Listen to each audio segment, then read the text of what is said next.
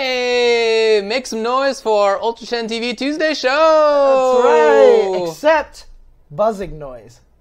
Buzzing noise died. Done. But you have to say, make some noise for Ultra David! Hey, all right. Make some noise for James Chen! Yeah! Don't make some noise because there's no more buzzing noise. Yeah! Yeah, and how's everybody going out there? It's time for some Ultra Chen Tuesday show goodness going on here. Here's what we're talking about today. We're going to talk about the Dragon Ball Finals, which happened over the past weekend. I was there. And I'll chat about it. We're going to talk about the Season 2 patch notes, the game-wide changes of which have been released. So we'll talk about that with TuboWare, who's been following the game. That's right. We're also going to preview Genesis, which is coming up this weekend. We'll talk with D1 about that. That's right. And then if he's looked over the Smash Ultimate patch notes, then we'll chat about that, because that just came out. It's his tweet that I retweeted. So. Okay, sick. Pretty sure he's looked at him. So. Sounds pretty cool. And then if anything else happened, I don't know. There wasn't like a ton else. Yeah. I'm wearing a Dragon Ball related shirt for the first time in my life. Dude, I've never owned anything like that. I've never owned one.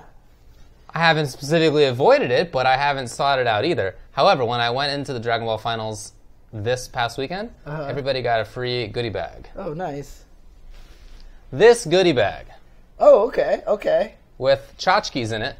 Nice. And I don't know, I was thinking maybe we could raffle that off if anybody cares about that. Oh, dang. Okay, look at that. We'll get into what that is maybe at the end of the show, but there's items in there.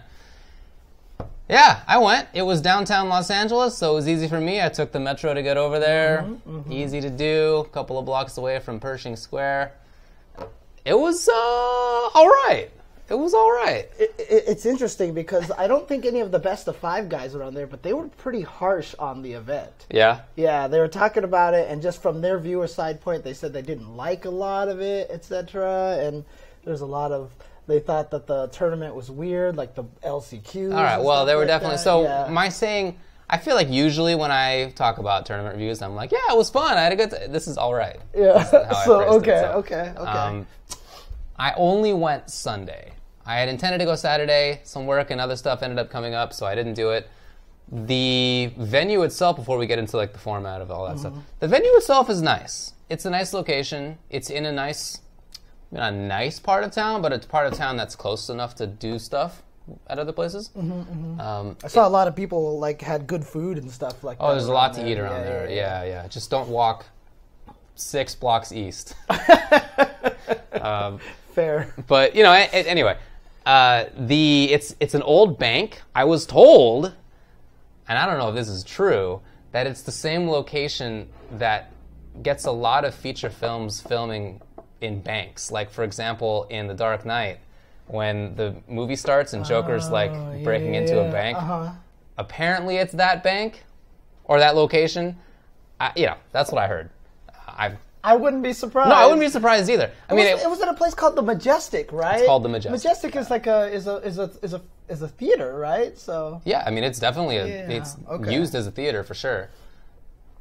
Anyway, so it's a nice place, and they set it up well. So one half of it, again, only on Sunday, I was only there. One half of it, it's bifurcated, right? Like you walk in, there's stairs. One side has a lot of stuff. One side has a lot of other stuff. On the left was all casuals. Even on Sunday when it was finals, cool. It was all casuals, and that was full. That was super cool. I super respect people who just go there to play. So they kept that. Obviously, there's also a big screen there, so you could still watch stuff. But there were lots of people playing.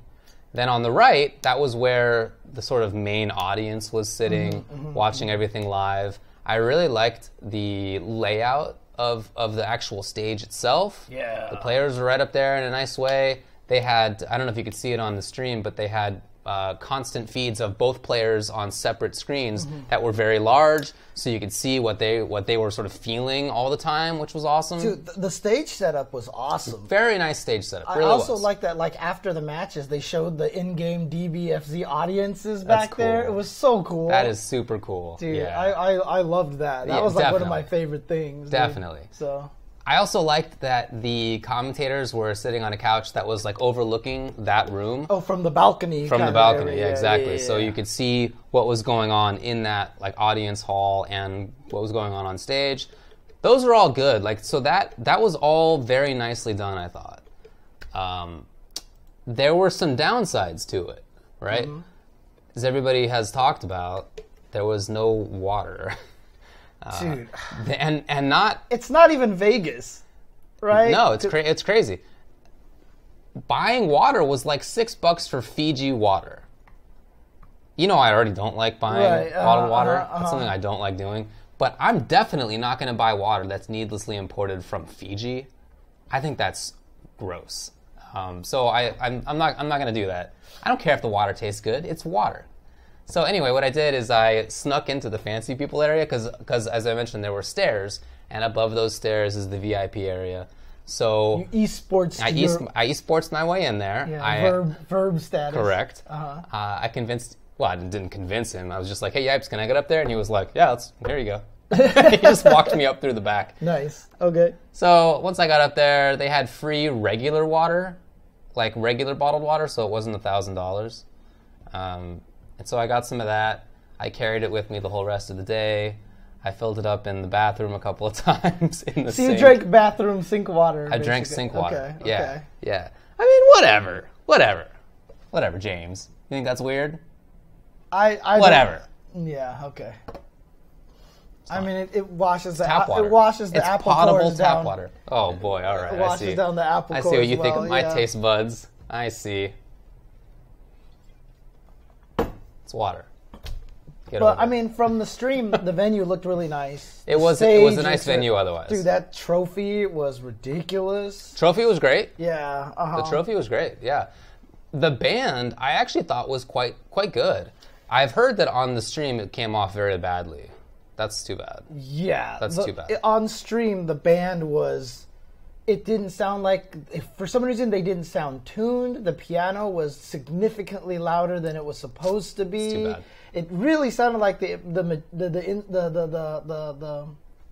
musicians couldn't hear each other because like the music didn't even sound synced up. Really? The instruments didn't sound synced? Yeah, it was weird. But then we saw a clip from Hell Pockets' phone, and he was like, I love this song. And he recorded it from the balcony with his phone, and I heard it. It was like the same song. Yeah. And it sounded super good off of that footage. It's too bad. It's too bad that it was bad on stream, because really, so weird. In person, it was really cool. Yeah. And what I liked about how they used that band was that it wasn't like the 2-hour interruption, right? It was... When it started, they played like the intro theme.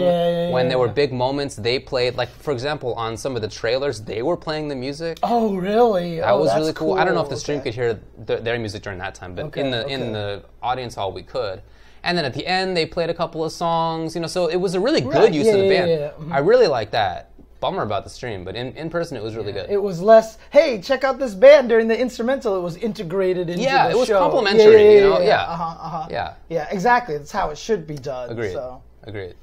So all of the sort of, for the most part, I thought that the event was run well from that sort of side. Yeah. Production. The production side, I thought was nice, at least in person. Sucks about the stream. That would definitely have colored my views more if I had been at home, I guess. But no, in person it was good. You just couldn't. Drink water. Mic levels were bad too, as well. So like there were just times where Sajam would come on, you could barely hear him, and then when the replay came on, all the commentators would get really quiet, and then the replay was like loud for some reason. Sometimes you couldn't hear the commentators during the replays. Yikes, man. It was kind of a weird situation. Again, you know, I can't be mad at anyone. I know how hard it is to produce something like that, to produce a stream. But, you know, I'm just going to say is hire Tenno Productions, you know, so... Yeah, there are people who are experts at that, and I mean it's Red Bull. Like you got to think. Hanzo wasn't there, right? No, so it wasn't that. Yeah, it wasn't their production. They weren't, and it wasn't Level Up either. Like they were just running the brackets part of it. So you can't even be mad. It was Red Bull. That's why it's Hanzo's fault because he wasn't there. Maybe. Okay, fair enough. I'll accept that one. Maybe. I'll accept that one. And the crowd was really hyped. The crowd was into it the whole time. You know, right? More power to them, man. They powered through the whole day. I respect that. Impressive, I felt. It was really I had a lot of fun in person, and there were people there who, like me, right? I'm not terribly invested in the game itself, but it's cool to come hang out and spend time with friends. Yeah, of course, and whatever. of course. Like Yeah, it was yeah. cool from that side of it. So. Yeah, I mean, I didn't make it out. I didn't go on Saturday. I just got busy, and I didn't sleep well the night before, and I was really bummer. tired. Then on Sunday, I got this thing, and then I also spent most of the day trying to get my Tetris up and running. Oh, well, that is pretty cool. Okay. So I didn't end up going, and I was feeling very introverted this weekend. So That's all right. Hi, kitty. The commentary was really good. You could hear it in the venue, although not super clearly, but you could hear it. And again, for somebody who's not very invested in the game, that is important. And typically I feel that commentary. My experience with listening to commentary is usually that it's not super important because that's I'm already invested in the game. You know what I mean? So like commentary can help, but it's like I don't need it. Right. But this is a game where I definitely need it, and they did a really good job. Yeah. I thought all the commentators they did a really good job. Yipes and Steve did a good job hyping up the crowd as they always do. No surprise that everybody did well, but I thought that was really good. That was really good. I was happy that they brought Damascus out. Dude, I didn't know he made it. When I heard him there, I was so happy to hear him there. So he had intended to go. Oh. Right? He was going to go play. Oh. And hang out. I see. But he was already intended, so he already had the time off, is basically what I'm saying. But then whenever it was, last week or a couple of weeks ago, when they announced who was commentating, and there was nobody who was not from, like, Southern California. Right. Well, Northern California and New York, I guess. But you know what I mean. Yeah. They then got him to come out, right? Then So cool. I'm really glad. Good, I'm really glad. Good. Yeah. I'm really glad. That's important. It would have been nice for Tyrant to have come out. It would have been nice for Gina and Majin Obama to have come out. There's only so many people who you can hire for that kind of thing. But it would have been nice to have had more representation. But again, they did great. Obviously, flying those guys out from Asia, from Japan, would have been a much more expensive thing to do. So. Of course. Yeah. So anyway, I actually enjoyed it. Yeah. Like I said, from the viewer standpoint, some of the audio levels were kind of weird. But, I mean, that to me, for me at this point, those things don't bother me necessarily as much because I've seen it so much. Yeah. I know how hard it is. Right. I've streamed myself and everything.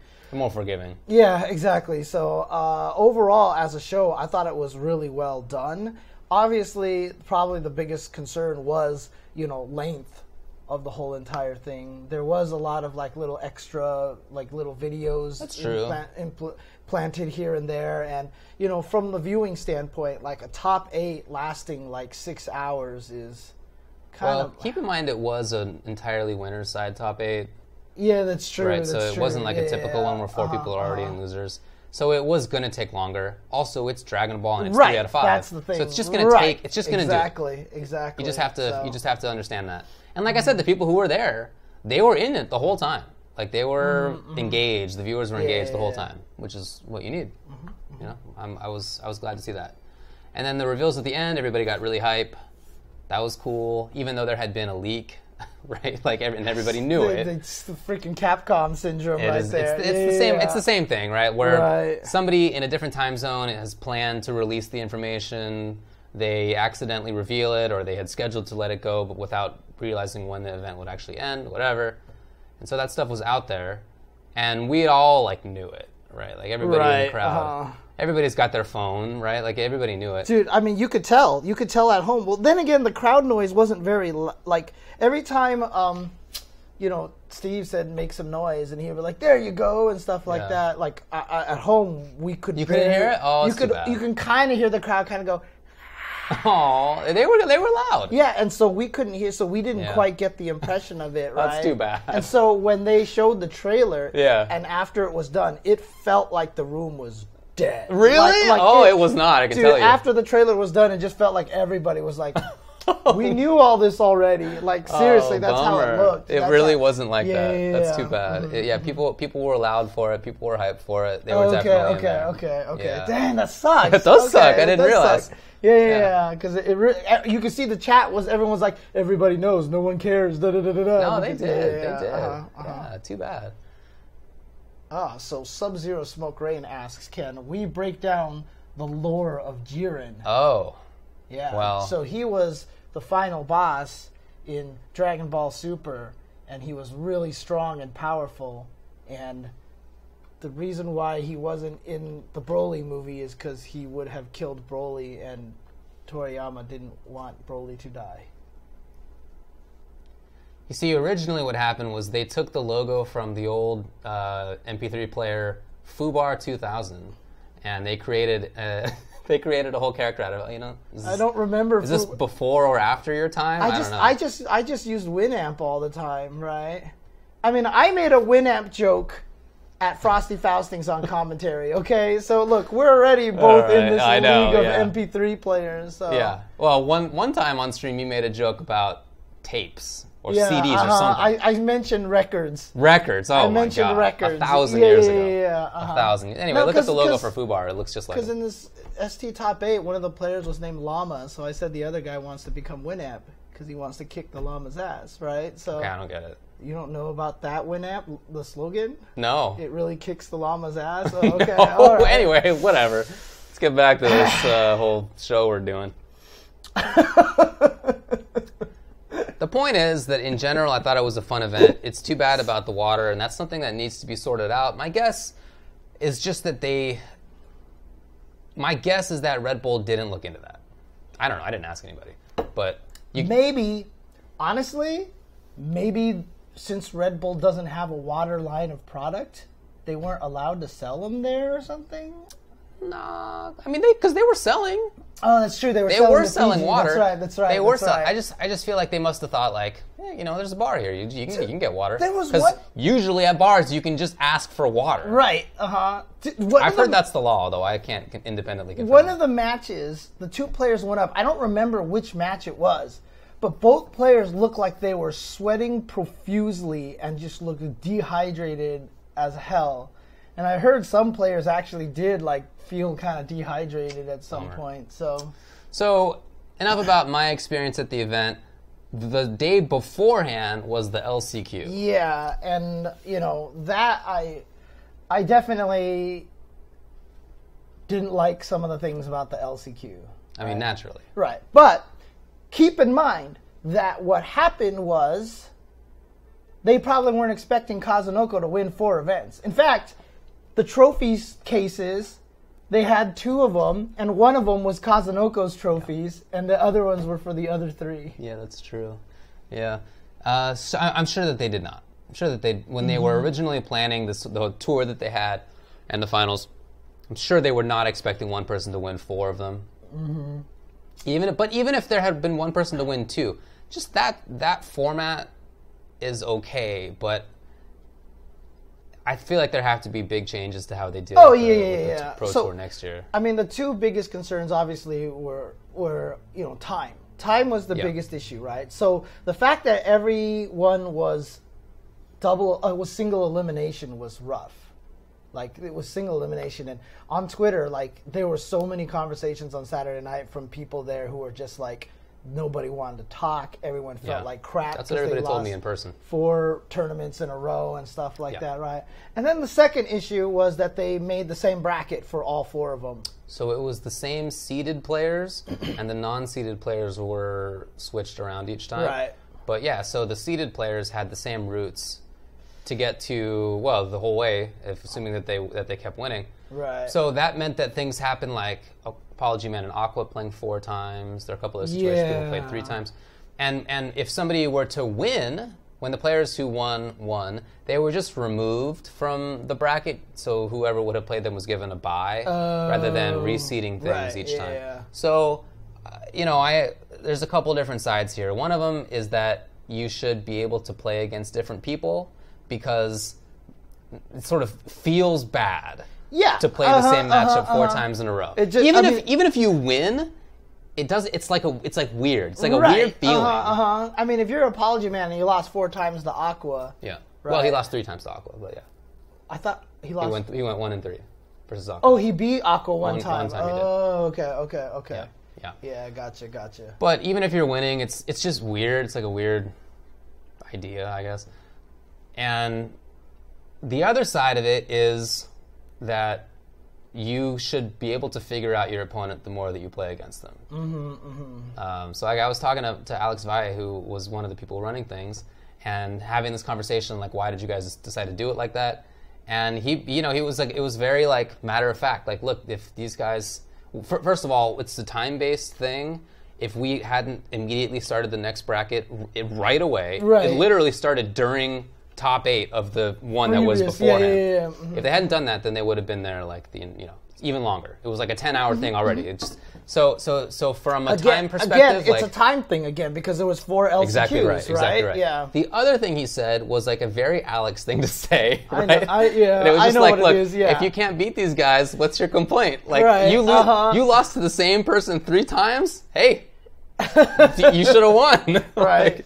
It's like a very Alex thing to say. Yeah, it's true. It's true. There's again, it's not so much as like, oh, to win the tournament, you've got to make sure you beat the. It's just to give the players a better experience. You know what I mean? Because when you're facing the same guys over and over and over again, there is a little bit of kind of frustration there. He also, I brought up the fact because I had heard other people talk about it. What about randomizing it each time? Right, that's just what I was without thinking. seeds, just totally randomizing. And he said that he thought that would have been worse because that he felt that would have been the biggest slap in the face to the players, rather than doing what they like. That would have been a worse. It would have come across as like, we don't even care, like just what's random seeds. Whatever happens.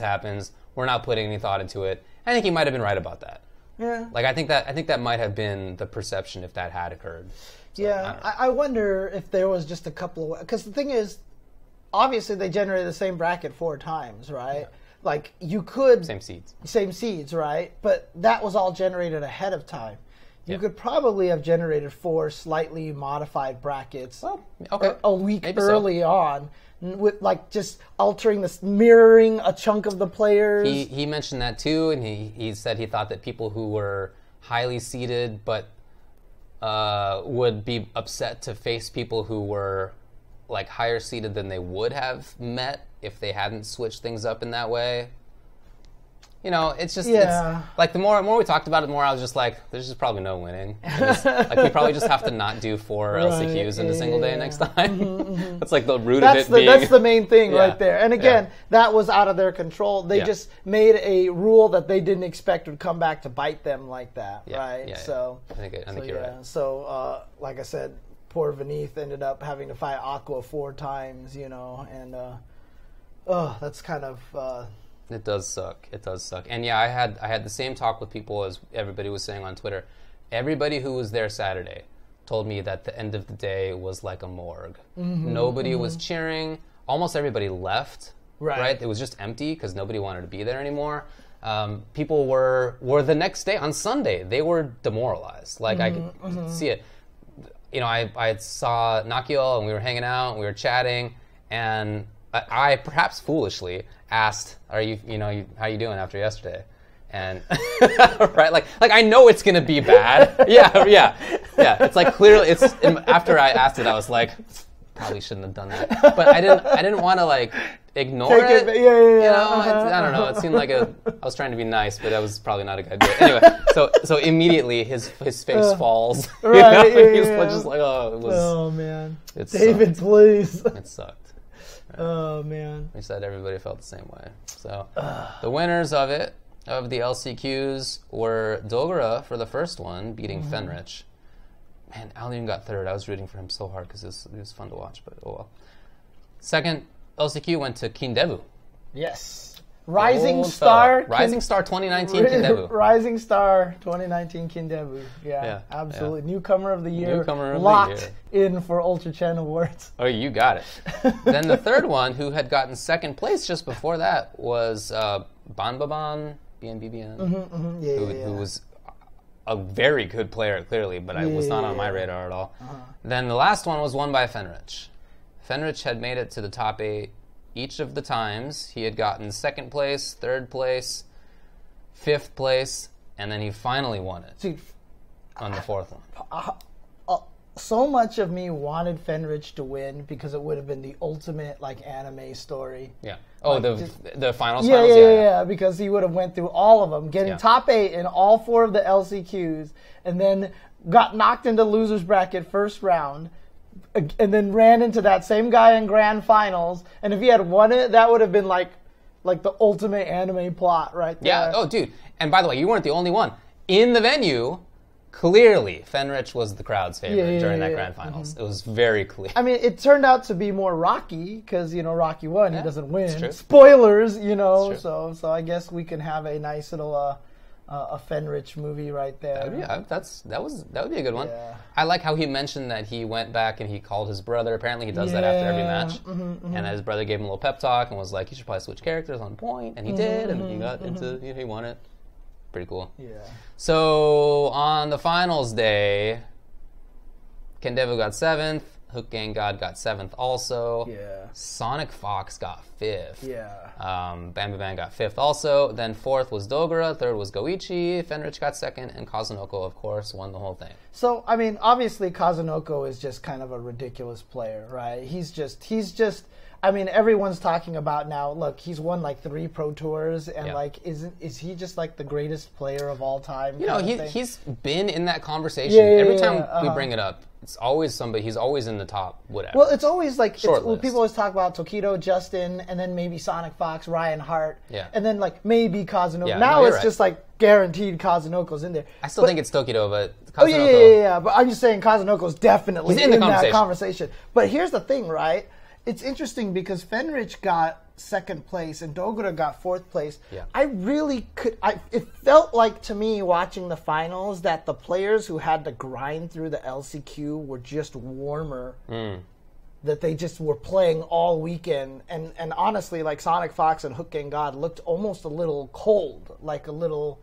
Like, maybe. I don't know if they got to practice as much or had that pressure on them for the whole weekend. You know what I mean? They didn't look as sharp to me. Like, I think Hook Gang God had 1 Frosties the previous week.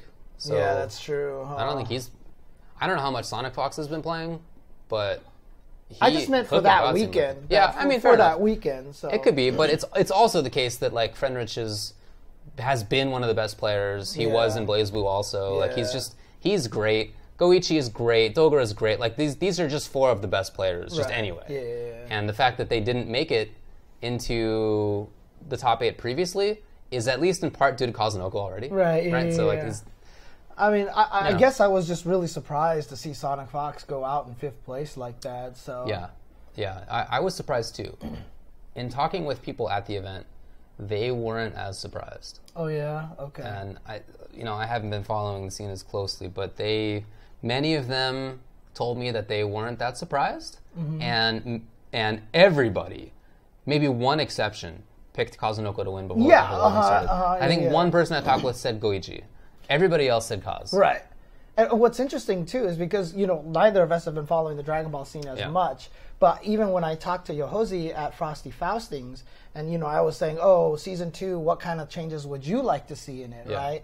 And she was talking about some of the things that she would like to see, and I was like, maybe make it so that level 3 sparking is not as powerful and potent and whatever. And she even said to me, it's like level 3 sparking, one person sparking is not the meta anymore. Like she was like, that's just not how you play the game. You use it early on to save your point character, or you use it for a touch of death combo. She's like, if you haven't used it when you have your whole team, you've kind of messed up already. And I was like, interesting. So yeah, the whole thing is changed a lot since early on, which I'm used to it. So so if everybody's sitting there saying that, it's changed so much because it became the Piccolo show all of a sudden. Going with Hellzone and just mixing people up, and they had Apology Man-esque Firebrand, snapback kind of situations, like unblockable situations. Yeah. Like that was the whole new meta, and if it's something that Sonic Fox didn't adapt, basically what I'm saying is if all the players say that they're not surprised that Sonic Fox didn't do as well, then I guess I shouldn't be surprised either. I just didn't know enough to even say it, but that's why I was asking him about it. I mean it was cool. Like there was pretty good character variety, to be honest, in a game like this, so that was all right. Yeah. It was fine. Yeah. Yeah. High Fight in the chat says Dogro was at a Street Fighter V local last Wednesday. Dang. So he was Nice work. he flew all the way out there. And was Nice like, okay. work. I thought it was cool too that Cyclops got 3 of the top 4, second through 4th. Yeah. Right? So that's pretty good local scene they have. Yeah. But here's the interesting part, though, is that, you know, the Sonic Fox Goichi drama for the whole entire year, Hook Gang God doing really well, and all these other strong players.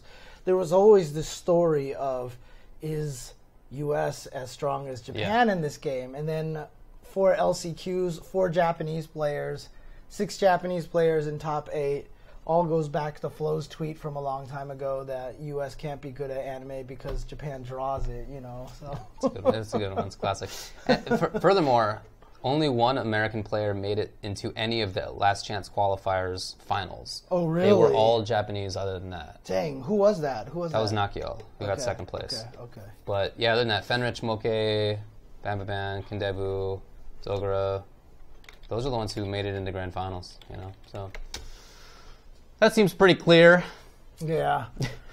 Japan's going to be dominating that game, but you know, obviously, a lot of things are going to change because it sounds like Season 2 has changed. It sounds like it's changed some stuff. So they, of course, announced the patch. That patch is coming out like tomorrow, Right. and the notes for it have been out for like a day. And they even announced a bunch of, like we said, new characters, and 2 New of them are going to characters. be out. It's funny because one of the new characters that they announced, It's already out? Oh, dude, dang, I thought it was okay. coming out at midnight. My bad. there was literally, I mean, when the trailer came out, and at the end, they're like, oh, here's 2 more characters. It's going to be Gogeta and Broly, right? And I was like, that's going to be weird if there's 2 Brolys in the game. And then I was like, wait a minute. There's like 7 Gokus. Yeah, Never mind. It's all right. And I definitely know that Olaf is already looking forward to doing a Broly team. Oh, so, that makes sense. Yeah, so. That's cool. Man. Anyway, I don't know anything about the game, so I thought that we would invite on somebody who does. Yes. That's TuboWare. Yeah. TuboWare is somebody who's been playing the game the whole time. He really likes kind of versus style games. He likes other games too, but he played a lot of Marvel 3. Still plays Marvel Infinite a lot. Still plays Dragon Ball a lot, and has commentated all those games as well, of course. So he's somebody I thought we could bring on. What do you got? What's going on here? I was just hearing an echo just now, and I can't figure out why because I paused everything. Is it from Discord? Oh, what is this channel? Oh, the Best of 5 is hosting us. Oh, well, that's nice. I didn't shut that down. Okay, that's my bad. Okay. So let's do this. But nobody on the stream was hearing the echo because I have the volume down here. So you got him ready? well, let's see if we can get TuboWare because he says he's playing right now. So let's see if I can get him to join the general voice channel here. The general voice channel. I mean, he's in chat. Yeah, he's literally here, but I'm just telling him to come join the general voice channel. Let's go. Ah, there he goes, Brandon. Can you hear? Ah, there we go. Actually, let me turn on the volume for David so he can hear you as well. What up, bub? What's going on, I said, Tubo? what up, bub? I can't hear him. Can you hear him? Yeah. Can you hear him? No. Can you hear this now? If he's talking, I can't hear it. Oh, okay. So David can't hear you. Hang on a second. Let me see if I can tweak Discord's audio options here so that David can actually The stream can't hear him either, I guess. Wait, the stream can't hear him? That's so weird. Is it something to do with your new doohickey here? That's very odd because they were hearing the music from...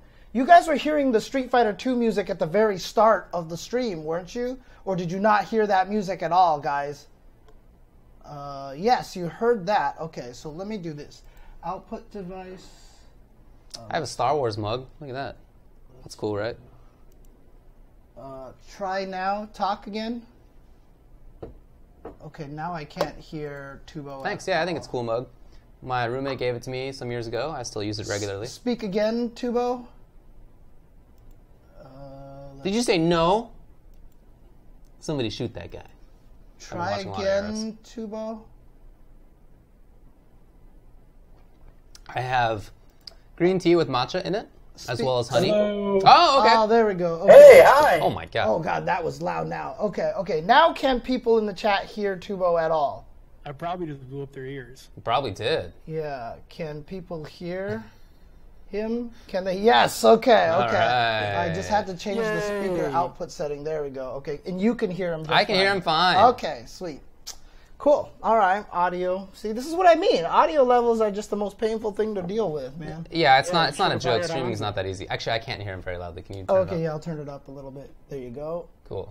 He needs to be louder, people say. So he needs to be louder, huh? I feel like I'm being pretty loud on my end. Okay. Well, that's I'll turn probably him, just I'll turn natural him up you. there. All Okay. right. All right. So, Hey! how's it going, Brandon? How's it going? It's going, just chilling out. The patch already dropped for Dragon Ball, so I was messing around on that. And Sick. oh boy, they said there was no character changes, and I already found one for Piccolo. Okay. Oh. Arxis is a lion sack of crap right now. Okay. What? So before we get into the rest of it, what did you find? So for a simple combo, quarter combo with Piccolo, you'll spike into Hellzone Grenade. If you Hellzone Grenade early enough at OTGs, and you get double 2S, which is his command grab. You don't get the double 2S anymore. Only combos once per combo, it seems like. Well- which is a huge change for Piccolo in general. I think one of the patch notes, wasn't it like certain throws will only connect once in a It combo only now? said Dragon Rush. That's true. It did only say Dragon Rush. And you can do one command grab with Piccolo, and then you get a Dragon Rush after. You still get that, but No. you can't get two command Oh, grabs. actually, no. No, dude, yeah. It says that it was actually like says on that. certain throws. Yeah, it does say Oh, certain okay. throws. Well, Yeah, damn. it does say certain So- throws. Yeah. They're not liars, but that is definitely a Piccolo nerf. Well, see, now Arxis is like, well, cross him off of our list. No, I'm just kidding. Oh boy. Okay, I well, don't think it's completely game changing for him. He'll still be able Yeah. to get loops Yeah, going. yeah, But yeah, it sucks. For sure. well, there may Okay. be other changes that hurt him as well. So, talk to me about what the changes are. Like the patch notes have been Well- out. You don't have to say what they are on an individual basis, Yeah. but what are the most Yeah, important ones? I mean, like, so for example, let's just talk about this real quick. So obviously the game slow, takes a long time, and a lot of people Yes. have kind of talked about that. Do you feel like those kind of things are fixed, right? So right before the patch actually dropped, I was kind of going over the notes and taking my own notes on them. yeah. Before the patch came out, I was thinking that, and I still pretty much feel this way, but they mentioned that they wanted to change game pacing. And I honestly don't feel like the pace of the game will change that much based on what they've listed. But Okay. on top of that, when the patch did come out, right away people started testing, and I saw the blue life recovery is just so different now. Oh, it's big difference? It's a huge difference. So somebody, Okay. yeah, actually, I can post a link in the chat. Sure. I think. Let me make sure I still have that copied and pasted. Yeah. So I'll put this in the chat real quick. You'll notice that the blue life on this like 90% combo only leaves about 30% when it used to leave probably about 60 or 65% blue Oh, life. no way. So it's a huge change to the way blue life works. That is big. And I do think that'll change the pacing a bit. The Yeah. problem is the pacing in the game isn't necessarily characters not dying fast enough. The overall pacing in the game is there's a lot of infinite block strings essentially. Hang on a those are- second. Tubo. Yeah, we're playing that thing. Yeah, we're playing the video Oh, okay, that you okay. posted up there. But yeah, so I think the infinite block strings essentially, and they're not truly infinite, but they feel like it. Yeah. I feel like those needed to go, and they didn't. They're going to be just the same as they were. So I don't see how the actual pacing of the game changes very much based on what we've been given. Whoa, there is no blue there help is there. very little. Wow. There is no blue Yeah, help yeah. there left it at used all. to be at least double that amount. Right. I think they Yeah. went from like 50 to quarter. That's what it Maybe. looks like. It looks like 50% to a quarter now. Wow, that is a big difference. Wow. Okay. Okay. So I do think characters will die faster. I don't think tagging out's going to be as important as it used to be, Okay. which is Okay. a good thing. Definitely a good thing. But it's looking like now with the nerf to double supers not doing as much damage unless you use a the Z Z change. Yeah.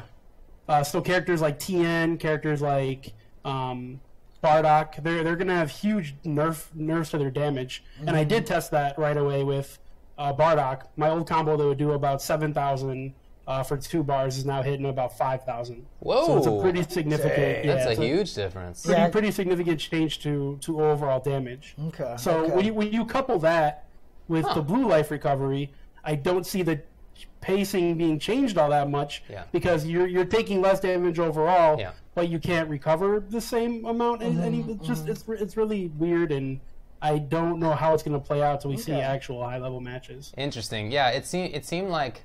So one moment that I haven't stopped making fun of since over the weekend was when Alyun had a 2.5-minute perfect going.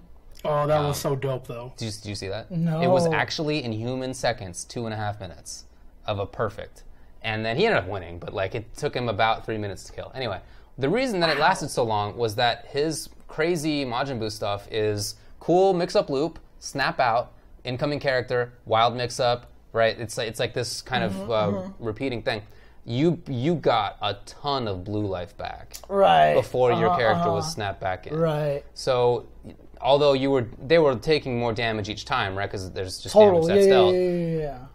The blue life meant that was not going to be. It was a slow going. Right. The blue life recovery was fast enough. So it seems to me like this could be a big change in at least some that things. Strategy. Yeah. Right. So if the snapback strategy, since you're not doing the change, and then linking 2 supers in a row, that might actually make a difference now. So it seems like it, right? Yeah. So I think the game is already headed towards a snapback meta. Like that's where the game was headed towards. Right. With Ghost Oki, with Piccolo, Hellzone, with the stuff you saw Majin Buu doing with Alyun. Yeah. I don't think that changes now. If anything, it became stronger. Okay. Right. Characters like Piccolo and Gotenks aren't going to be able to keep it going forever now, though, because after you use a meter, for a certain amount of time, you build, like, I don't know, a tenth of the meter you used to. Yes. That is something else I actually looked at with the patch, too. Okay. So, after you vanish someone, your meter build goes to about a tenth. Yeah, That's the same meter build you have now after you use a super. Makes sense. Yeah. Because they said you're not going to be able to infinitely loot people forever. Right. You're going to run out of meter. Okay. So I do think the snapback is still going to be very strong, especially with all the fuzzies coming out now. Holy shit. Yeah. But outside of that, I don't see the pacing changing too much from where the game is right now. Okay. Well, one of the most interesting changes to me is the one that has to do with guard canceling. So that's now invincible until it hits the opponent or is very close to them. I don't know. The recovery on block is also worsened, so I guess it's less safe. But the fact that it's invincible on the way over means that things that would have caught the guard cancel approach in the previous patch will now not, right? People get hit out of stuff that was working before. So I saw Nakiel on Twitter saying that he thought that might lead it to being slower. The game may be slower as a result because the offense that could be pretty wild is nerfed a little bit, so there will be fewer mix-ups that land as a result. Well, someone in the chat posted up a link for the Hellzone, like a guard cancel against the Hellzone. So let's take a look at that really quick. Yeah, I have not seen this yet. Yeah, so... Ooh, boy, that was basically destroyed. What the hell?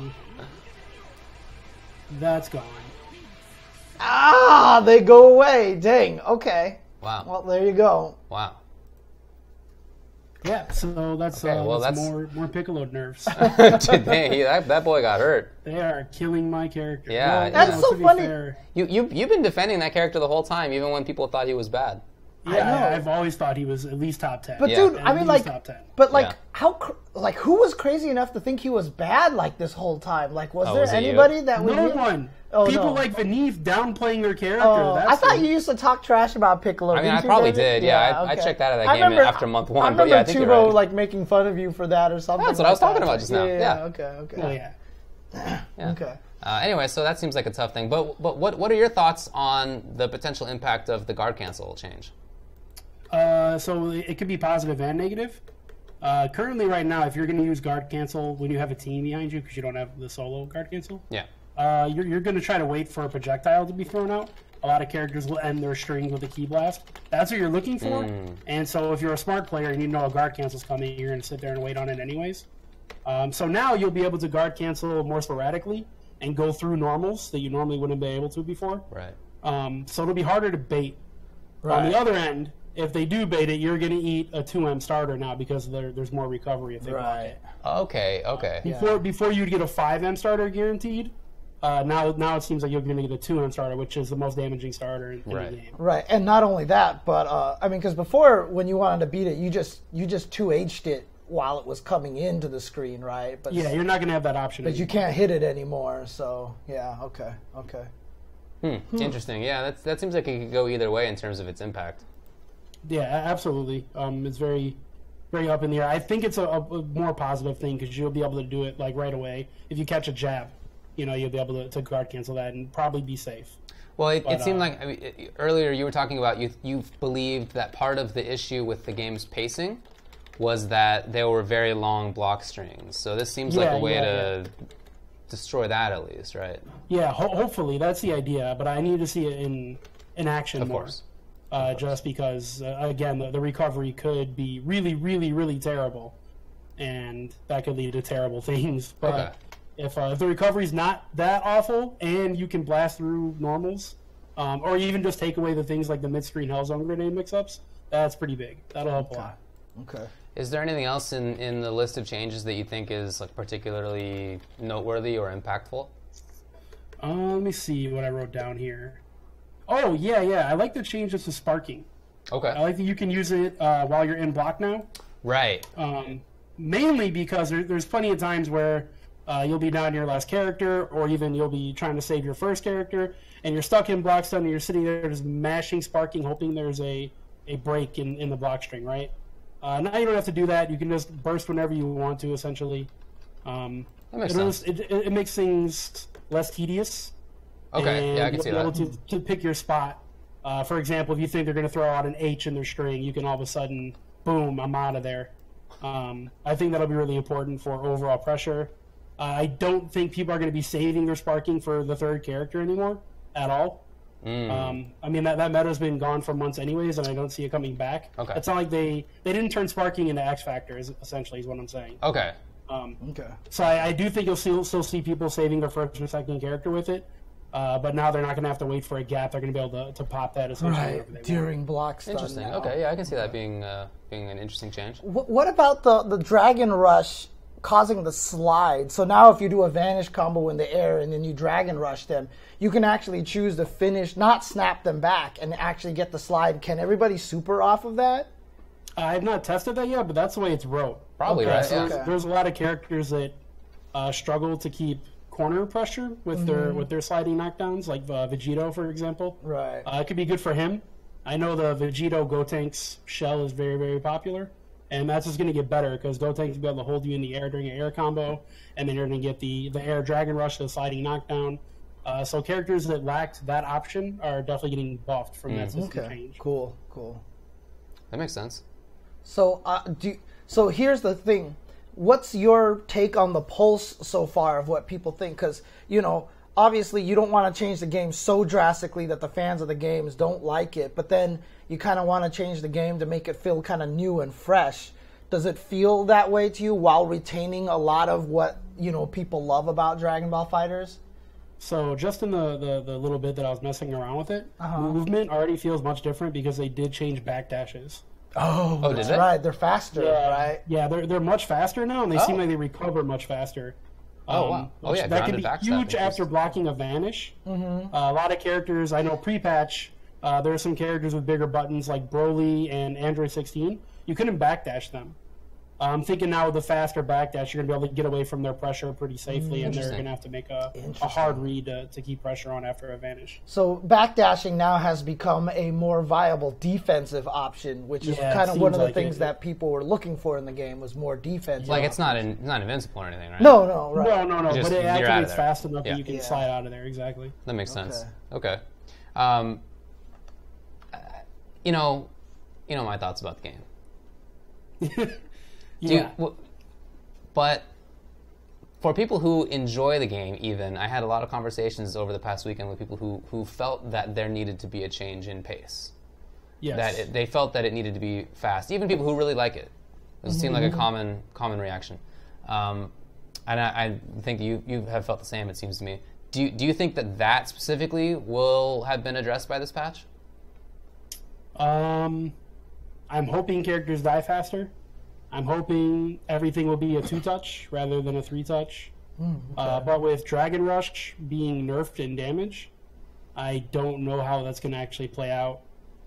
Wait, Dragon Rush itself got nerfed in damage? Yeah. You build less meter and you do less damage after a Dragon Rush now. Interesting. So with that option to open people up kind of being nerfed, Right. I don't know how it's going to play out, and I really think the snapback meta is going to be what takes control of the game. Interesting. Yeah, that's where I see the game going right now is snapback fuzzies. How do you feel about the fact that there weren't specific character changes? Does that seem reasonable to you so far? Yeah. I think that's actually smart to do right now. Okay. Because they're releasing 2 new characters on Thursday. Right. Okay. And also they didn't announce the first event on their World Tour yet. So let's assume that it's either a final round or combo breaker, right? Those are the 2 first big majors. Let's assume it's one of those. That gives them a few months to see what this patch is all about. Fair enough, see yeah. who's strong in this patch, and then they can make changes. Yeah, because if they try to balance the characters now with all the system changes, if they're balancing them based off the previous systems, that is probably a huge mistake. Makes sense. Yep. Yeah, okay. Makes sense. Yeah, so All the right. character changes will probably come later. You Yeah. know? Yeah, I think they'll have a final patch before the World Tour starts. Okay. That's my prediction. All right. I like that. Okay. That's cool. I think that's really smart of them, so good stuff. All right. Yeah. Hey, what's up, Kitty? Is there anything else to talk about for the patch? Yeah, Shenron got changes, so that's going to be really important. We're going to see that all the time. Are we?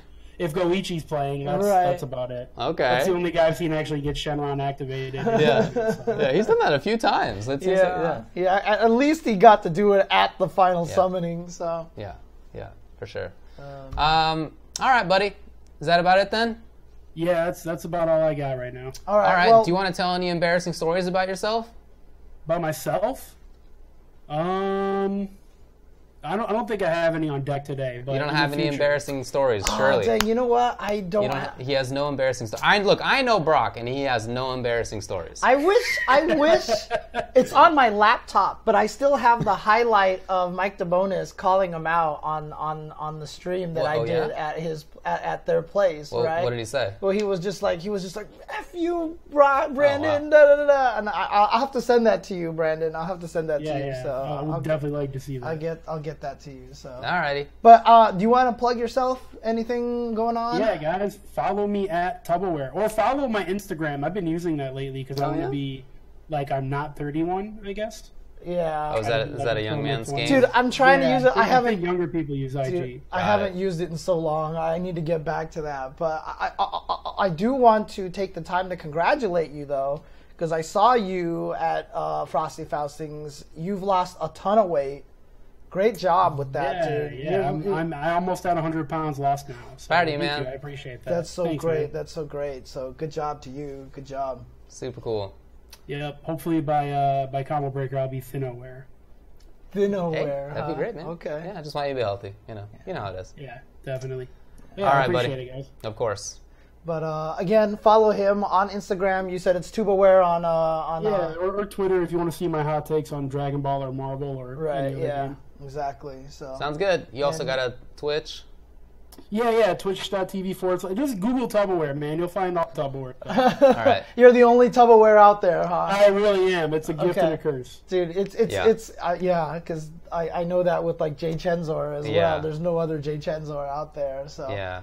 But also, if you want to have some Marvel events or Dragon Ball events, you want a commentator. Yeah, he knows the game well. Yeah, grab this guy. So. Hey, I've done that. I got a resume and do. a reel. If you guys want to see that, hit me up. Yeah. That's true. Damn straight. So. All right, bud. Okay. Have a good night. All right, guys. Later. Later on. Okay.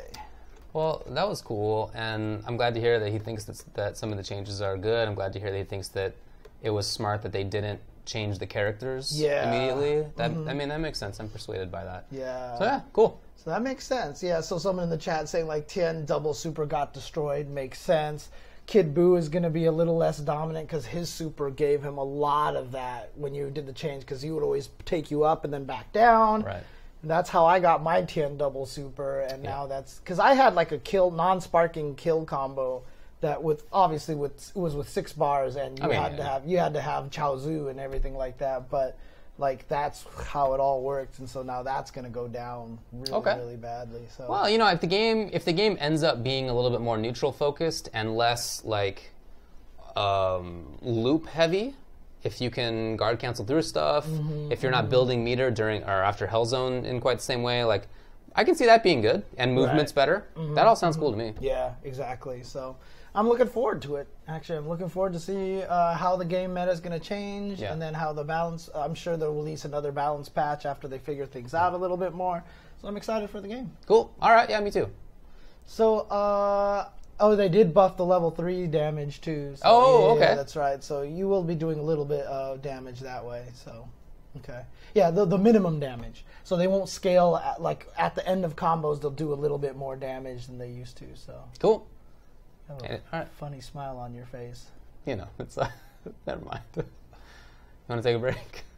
Yeah, we'll take a break, and when we come back, we're going to have actually 2 people joining on. So really? D1 is bringing Bam along for the ride. Oh, wow. So we're going to get both of those guys here on the stream. Actually, I'm going to try to ask them some questions, but during the break, we'll get them set up, ready to go. When we come back, we're going to talk about Genesis 6 coming up this weekend, which, of course, is the biggest Smash tournament of the year. So a lot of cool stuff. It's going to be the first Ultimate tournament of this caliber, so it's going to be a good time. So when we come back, Super Smash Brothers, be right back, guys. Cool. There we go. Hey. Yeah. Hey guys. Hey guys. Hey, what's up? Hey, what's going on? Just wanted to make sure I got you guys in here. I just typed a message to you guys. Bam, what's your Twitter? Bam of the People. Bam PPL. Okay. I'll type in the thing right now. Okay, cool. Gracias. Cool. We're literally just going over patch 2.0. Sorry. Oh, I got you. I found you, Bam. So. Okay. Oh, perfect. Cool. I just wanted to make sure that you're there. Do you guys have a headshot or anything that you want me to use, or do you just want me to just leave you guys off of the screen here? There's a couple of pictures on me. A couple. I got a couple of pictures that I can choose from, you know. A couple pictures. All right, let me see what I got for you. I was actually about to give you a picture of me when I was like in college. Nice. That's like yeah. By the way, you guys are on the stream, just so you know. People can hear you during the break right now, so. Yeah. Right, I give you one of my favorite pictures that I like to use as a headshot. Okay. Yeah, let me get one right now. So, oh dang, look at this. Wow, that's very very professional. You know that? Hey, look at this picture crazy. here. Oh my gosh. This guy's a nut. What about you, Bam? Do you got a picture for me? Yeah, let me. Man, every time I see D1 in real life, he looks just like that. He's always so suave. You know. That's just great. Like him. It's spitting image. Spitting image. Oh man. Yeah. Ultra Chen TV. That's right. Thanks for jumping on, by the way, guys. Yeah. No, thank you for having us, dude. This is of course you did this picture. Of course. Pictures. That was evil, dude. I know. You know what's funny? In that picture, picture, I was with my boy Dan Rather. Well, his tag is Dan Rather, but that's my boy Leonard, a big fan of Monster Hunter. JC Rodrigo of Nintendo Treehouse. Oh yeah, of course. Yeah. I cropped all of them out. You crop those dudes out. Of course. That's awesome. I was like, I love these guys, but this picture is crazy. Oh, jeez. All right, Bam. That's all I need from you right now is just a picture. And once I get that, I can throw that on the chat. Oh, check you out. Wow, that's a good one too. Look at you guys. Dang, look at that. You guys are all ready to go. Okay, let's see. Open link. Here. That's sick. All right. Okay. When are you guys traveling to Genesis? Well, I just recently moved up to NorCal, so I'm there already right now. now. Okay, nice. Yeah. Okay, good stuff. Yeah, so Bam already lives there. He defected from Southern Oh, California. here we go. I tell everybody this story all the time. Ah, He's a yes. good friend of mine. Famously He left me. Southern California native D1. Yeah. Oh no! Whoa! Yep. That's what it sounded like to me right there. That's what it sounded like to me. Yeah. Thank you. Hurt. All right, cool. I'll take it, dude. I'll take it. Got him. There we go. Setting this up here. Okay, so you guys are ready. Once we come back, you guys will be on right away. So we'll just introduce you straight up. And then I forgot to highlight all of our topics today. So here we go. I'll highlight that. Okay, and then when we come back... Did y'all look into the patch notes? Is that plausible? Oh yeah, we're running through it, and we're actually surprised that first off we got a lot of buffs, and the fact that even though the lingo was terrible, they actually decided to list the characters that got changed. Yeah, exactly. All right, cool. That is chat about that a for little us. We're Definitely all shocked. Yeah.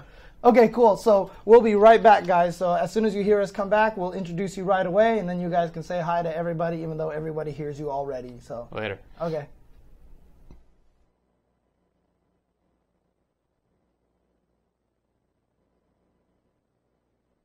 All right, everybody, welcome back to the show. Make some noise for D1. Jesus. What's up, D1? Can you hear us? Hey, what's up? How's it going? Thank you. I didn't even hear. I didn't get to hear Ultra David. He cut off a little bit, but I'm happy to be here. Thank you so much, guys, for having myself and one of my best friends in the entire world, Bam. Wait. I During was the gonna break, do the whole thing for Bam too. Yeah. And it I know, man. blew it up. Of course, Make ruining some my thing. noise. What's wrong with this guy? ladies and gentlemen, make some noise for Bam! Yeah, so what's going on here? But Duran, you were actually D1. It's actually pronounced D1. D1. Sorry, yeah, I always forget. Yeah. D1. So Come on, David. during the break, you actually just said that Bam was a traitor, and now you're saying he's one of your best friends. What is the truth? What is the Can truth? you tell them, please? I want to hear it. He's one of my best friends. Free.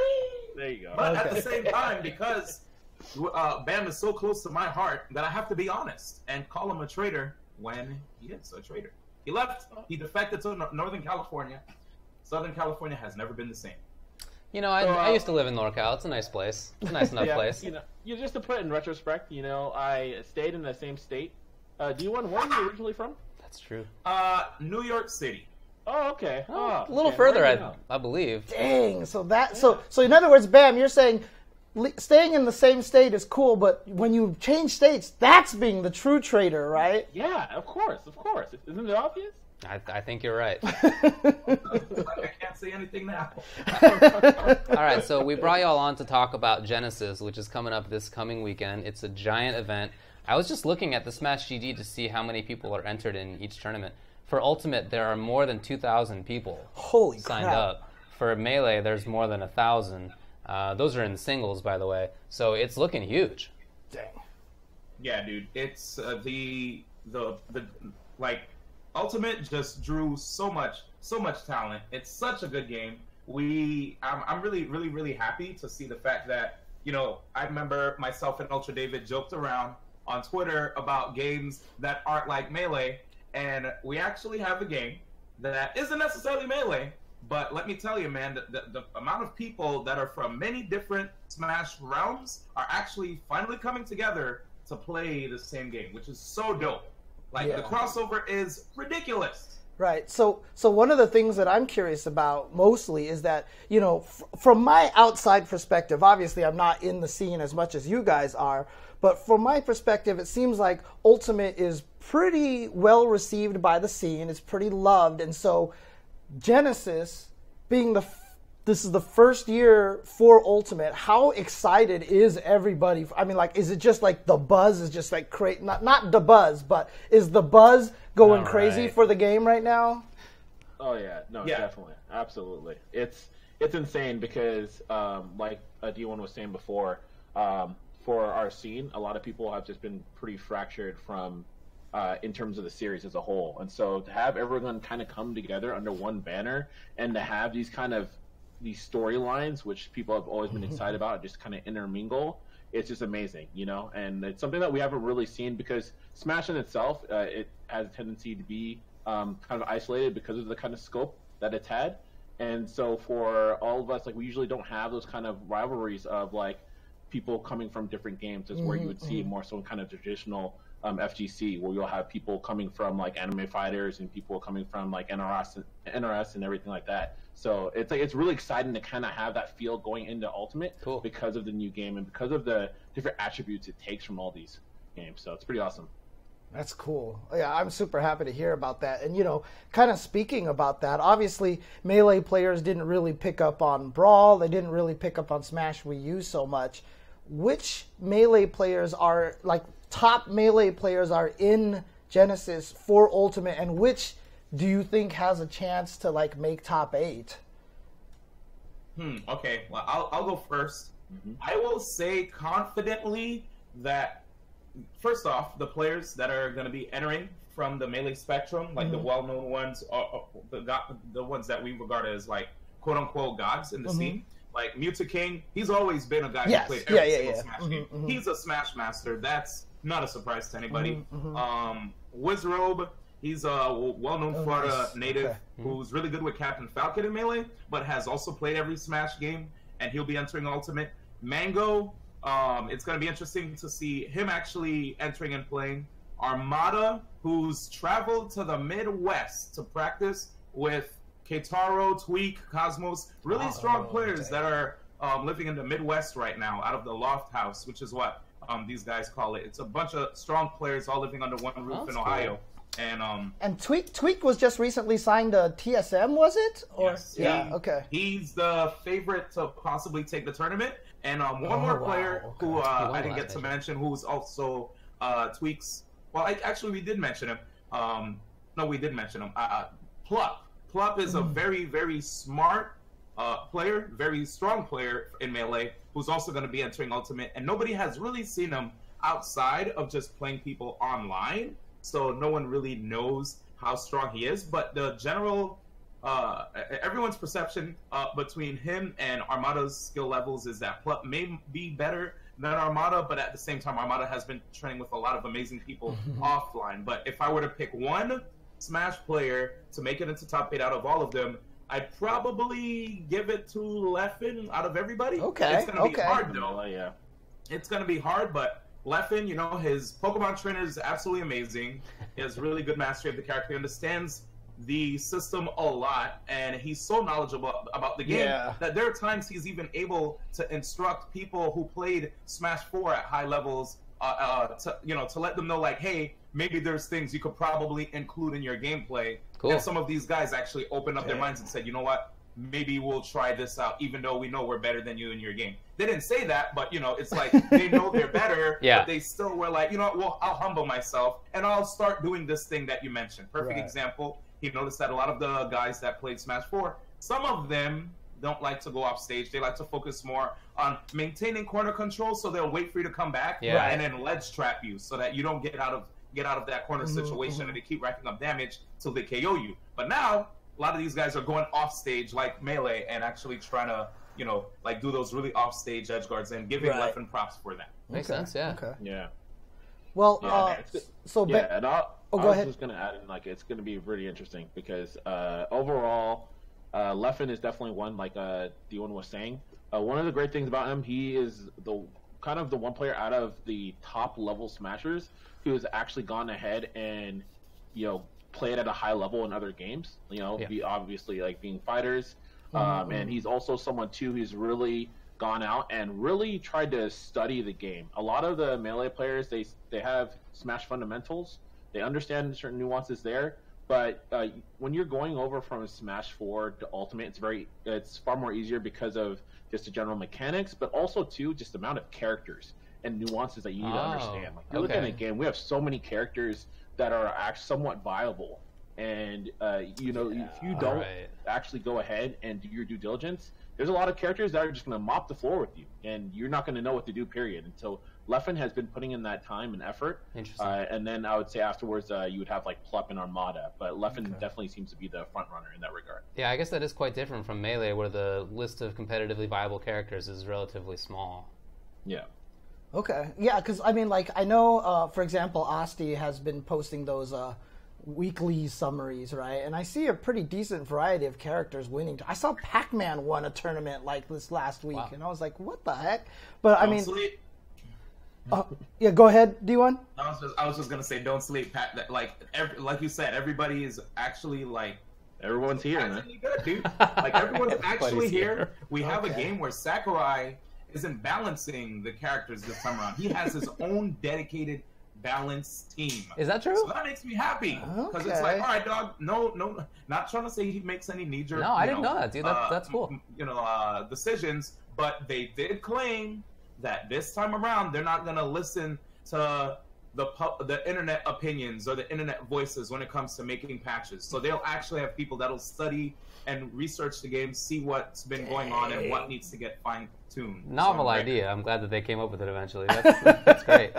Yeah, right? Yeah, it's about time. Yeah, it's for sure. pretty incredible for us to have that. I mean, to have some high-level Japanese players who are actually helping with the game. Yeah. And so having them there, really you could see the fine-tune, like, and a lot of dedication, because there's a lot of us, when we initially this game, we didn't know what to think. We didn't, first off, people didn't even know if it was a port or not. People didn't know if it was going to be something that, if it was going to be another game, what it was going to go to. But there's definitely a lot of love and care, and it's definitely, you see the side of the competitive Smash scene in the game, and that's what's so exciting. Cool, dude. So you're saying that I could play a Little Mac in tournament and be fine? Oh, well. Come on, man. But guess what? Tried. You could be that guy that will prove us wrong. Well, I think I have the traditional 2D fighter footsies for it. As long as nobody jumps too much, all right? I'll be all right. Well, so I'll ask this question to Bam then. So we talked about the Melee players, but obviously a lot of the Smash Wii U players have joined this event. Are we going to see most of them, and how are they doing? Like Nairo, I heard Zero's not going to be there, but what about all the Smash Wii U players? Like, which ones are you looking forward to have a strong run at Genesis? Oh man, so. Yeah. You go first, dude, because there's so many that I'm going to have to cut my list down. Yeah, absolutely. So I'll talk about some, and then you can talk about the others. But definitely still at the end of the day, you're going to have the majority of the players that are going to really see mileage throughout the tournament. They're going to be from the Smash Wii U. Quite simply, a lot of those people, just ever since Brawl, the scene kind of like retconned. And it was just like you had the Melee side and then you had the Brawl side. And a lot of those people just kind of continue to move forward with the following game. So you're going to have a majority of those guys that they're going to be more dedicated. And but there's this, and they're also trying to learn and incorporate things they've seen from Melee players as far as like edge guarding and whatnot as well to level up their game. But like people tweak, as Ewan already said, he's definitely the favored person to win the tournament in general.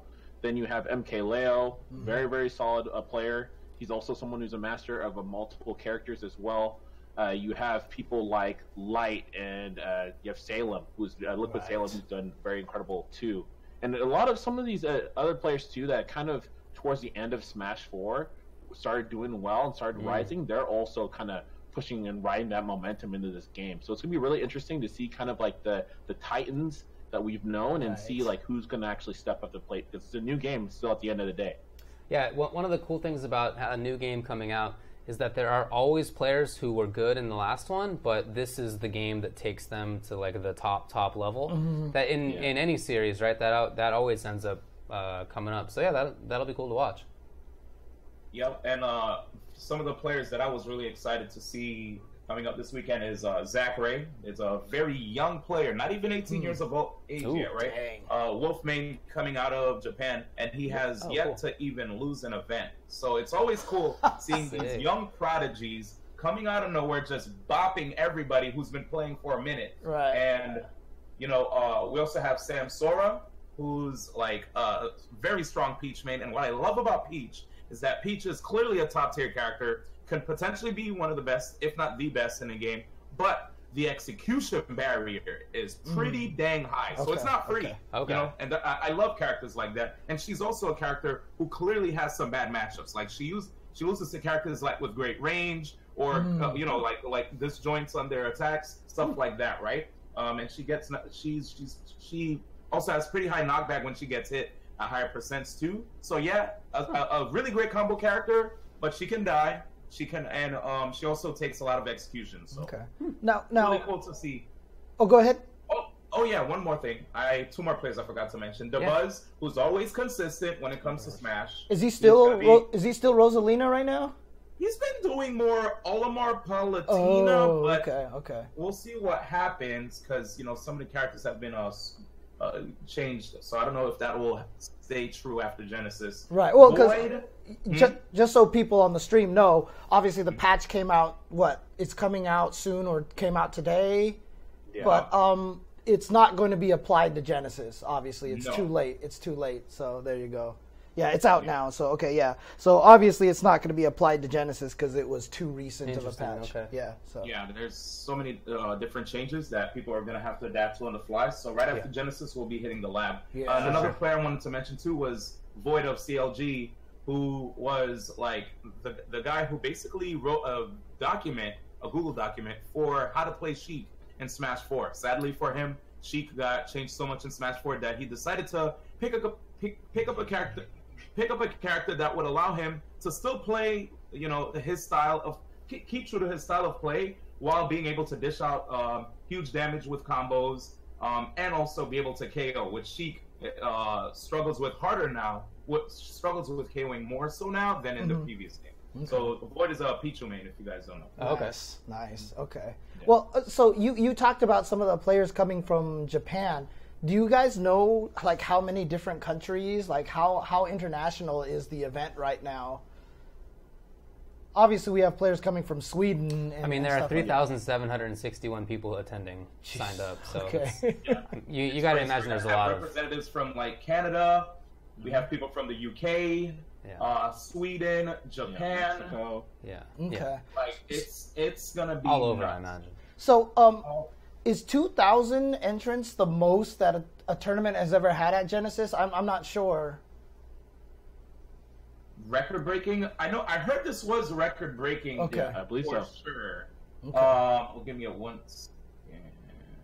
Yeah, some people in the chat are saying yes, it is. So that makes sense. It's a huge amount of people. Yeah, that's awesome, dude. Because I know, like, there was like weeklies. Like, there was one person who put up a post that like 7 weeklies had over 100 players in it. Just it's crazy how many people are playing this game right now. Some had hit 200. A weekly, wow. Dang. Yeah, a weekly hitting 200. That's amazing.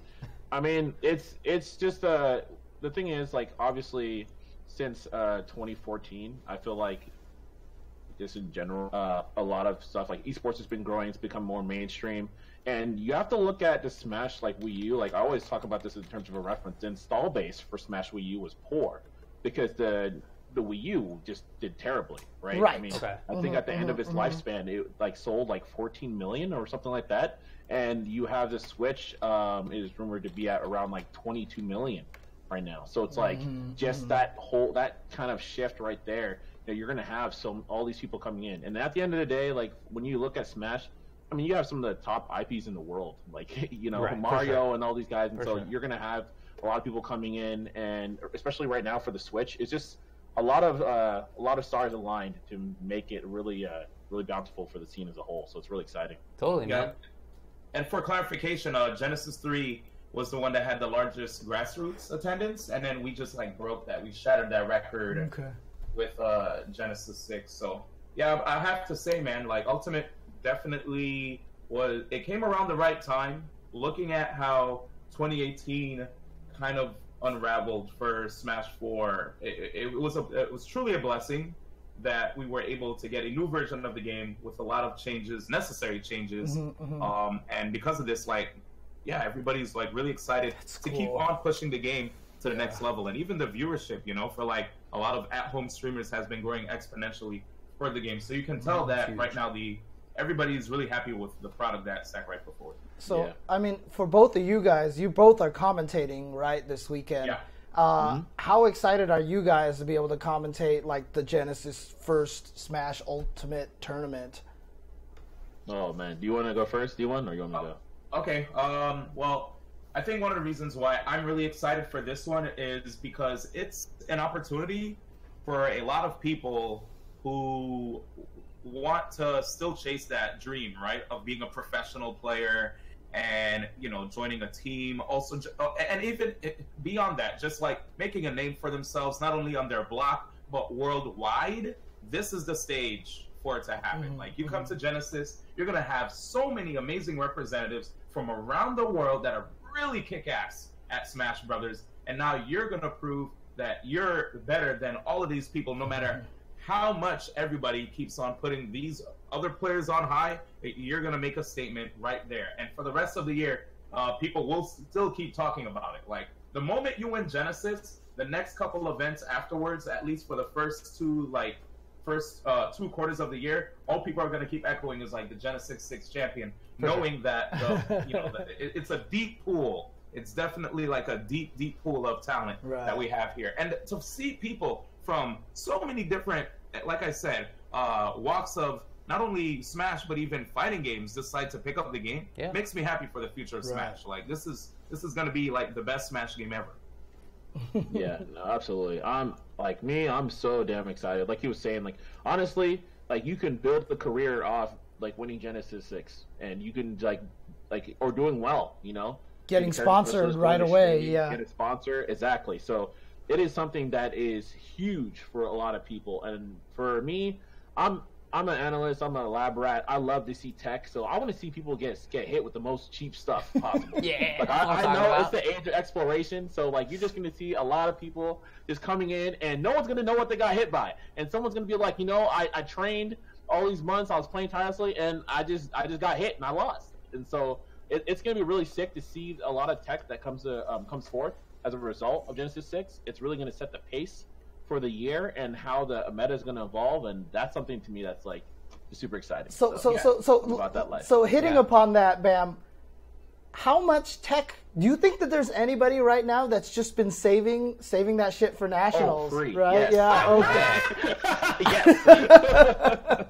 Okay. Nice. Okay. Yeah. So a lot of people not using their big stuff at weeklies right now, right? That is, man. Save it. Awesome. Sure. Good stuff. I mean, I've been seeing, like, I've been getting hyped for some Smash tech. I just saw, like, yesterday or the day before, Ice Climber's doing 0 to kill off the ledge 3 times in a row. I got hyped for that. I got hyped for Luigi doing some crazy combos. Yeah. That's so sick. Yeah. Dude, I as soon as I saw that Luigi kill combo, I went and practiced it, and I was able to do it, and sick, I was dude. so proud of myself. So Yeah. That's cool. That's another thing I wanted to touch on too, right? That I'm really excited about with regard to this game. Seeing the amount of attention that's being drawn to it, and also, like, not only from the viewers but even like attendees, this is more proof for Nintendo in the future to realize, like, hey, I understand you keep trying to bridge the gap by having these events with all these items and all these other things that are, you know, basically doing the capes, right? That he, where back then he was trying to push like the items agenda. Right. We know how to take care of our community. We understand what works. Give our rules a shot, because it's not really deterring people from wanting to join the community. So I'm happy that Genesis is actually going to be also letting Ultimate end the show, like end finals. That's a first for Genesis. Genesis is mainly known as that event where it got to see the great Mango versus Armada rivalry, right? It's always like ended the that's what everybody looked forward to see whenever they went to Genesis. It's like, all right, it's time for Melee, and it's time for us to see what's the set count between these two now, as far as Genesis is concerned. The guys at Genesis understands, they see what's going on, what the current trend is, and it's time to finally realize, you know, that there's actually a new Smash game on the block, and I'm happy that a lot of people are giving it the respect that it deserves. So to add on to that, if there's an Evo where Melee potentially may not get that love that it got prior, I won't be surprised, because Ultimate is actually such a good game already on its own. Wow. Yeah, this is the first time we're really getting a true change of the guard since having a game after Melee. Before, it just really was like Melee was the predominant force, but now it seems like we have a spiritual successor. Wow, so very it's really interesting to kind of see that for the first time really in Smash history. I mean, how do you think the scene would react if Melee wasn't at Evo and only Ultimate was there?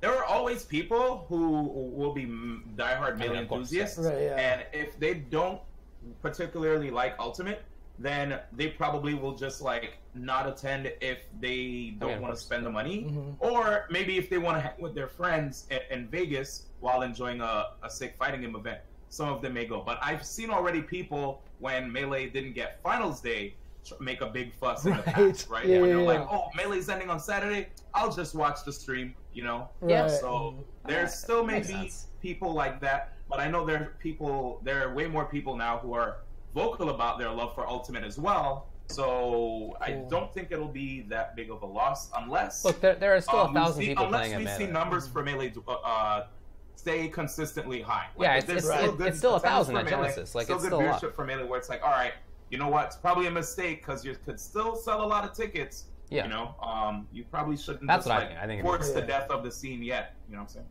I'm saying? So Ultimate is definitely ending the show at Genesis 6, and I think that's pretty dope. We're over what they used to do in the past, where, you know, if like Brawl, right?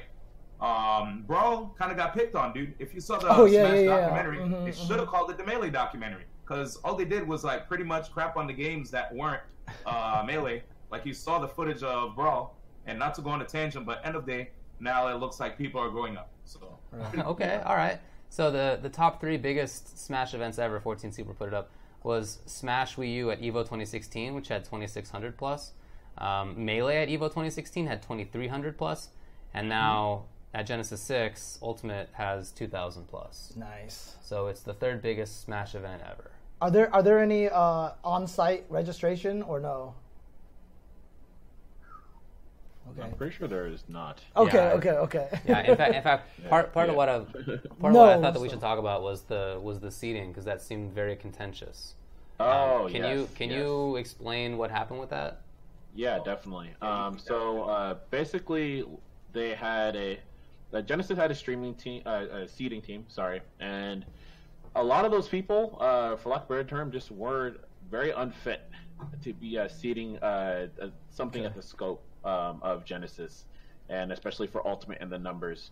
You had a lot of people who unfortunately were kind of like pretentious in a way, and I think that at the time they thought they would be fine. They're going to have some higher ups who were very well recognized, and they could just go and review any issues that they, any problems they made, but that wasn't done.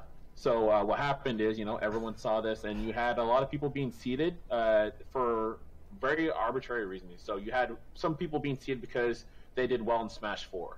Then you had certain people seated because they would ignore their Smash 4 placings and be like, oh, well, they did bad at one Ultimate event, so they got seated poorly. Then you would have people where some of the results weren't just taken consideration at all.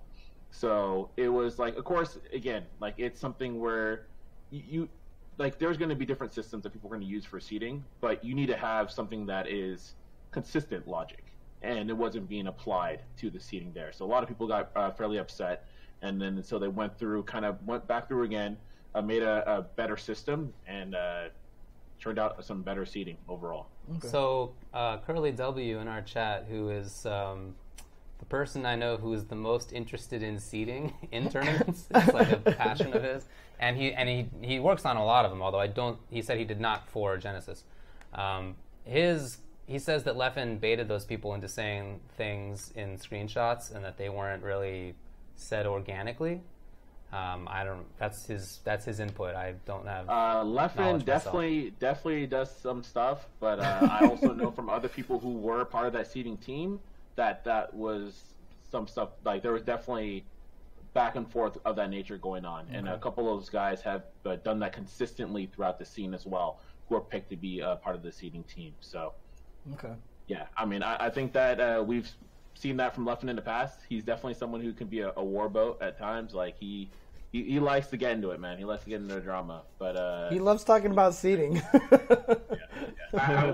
I will say, as a person who has dealt with Leffen in the past, I was one of the few Smashers who started monetizing off of just getting paid to be a commentator, right? Yeah. Like, I was one of the first few who actually started getting paid being a commentator, and started getting gigs outside of just like only doing commentary, but just getting a lot of opportunities to work with companies, developers, and stuff like that, and getting paid for it. Yeah. Leffen immediately, since the Smash scene was really new to stuff like that, labeled me a sellout, and like there were times where we've had conversations about that stuff, and I had to like basically instruct them like, hey, sometimes you can't disclose all the details of an agreement that you have with the company if you work with them, right? If there are NDAs, you have to adhere to them, or you'll have to deal with like the legal belt. I don't want to take a lashing. When I grew up, I was afraid of the belt, and I will continue to be afraid of the belt.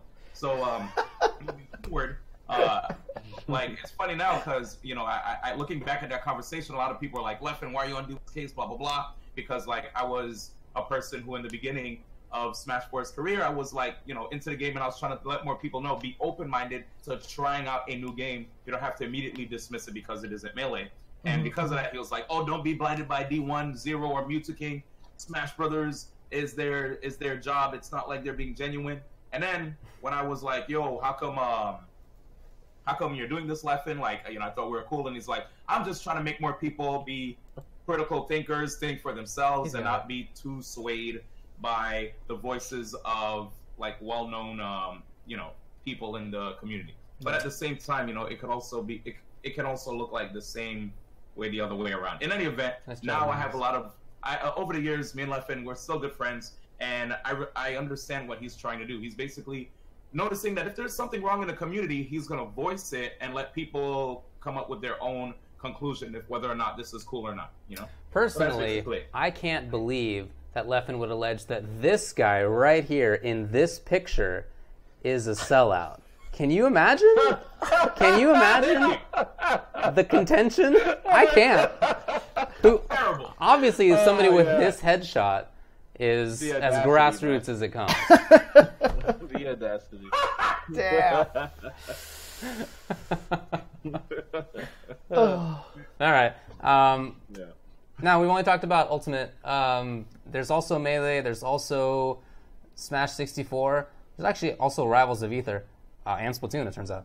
Is there any enmity in the former Smash 4 scene among the players there that game is the one that has not like survived? Every other game has done so? Any problem with that? Or is that kind of okay?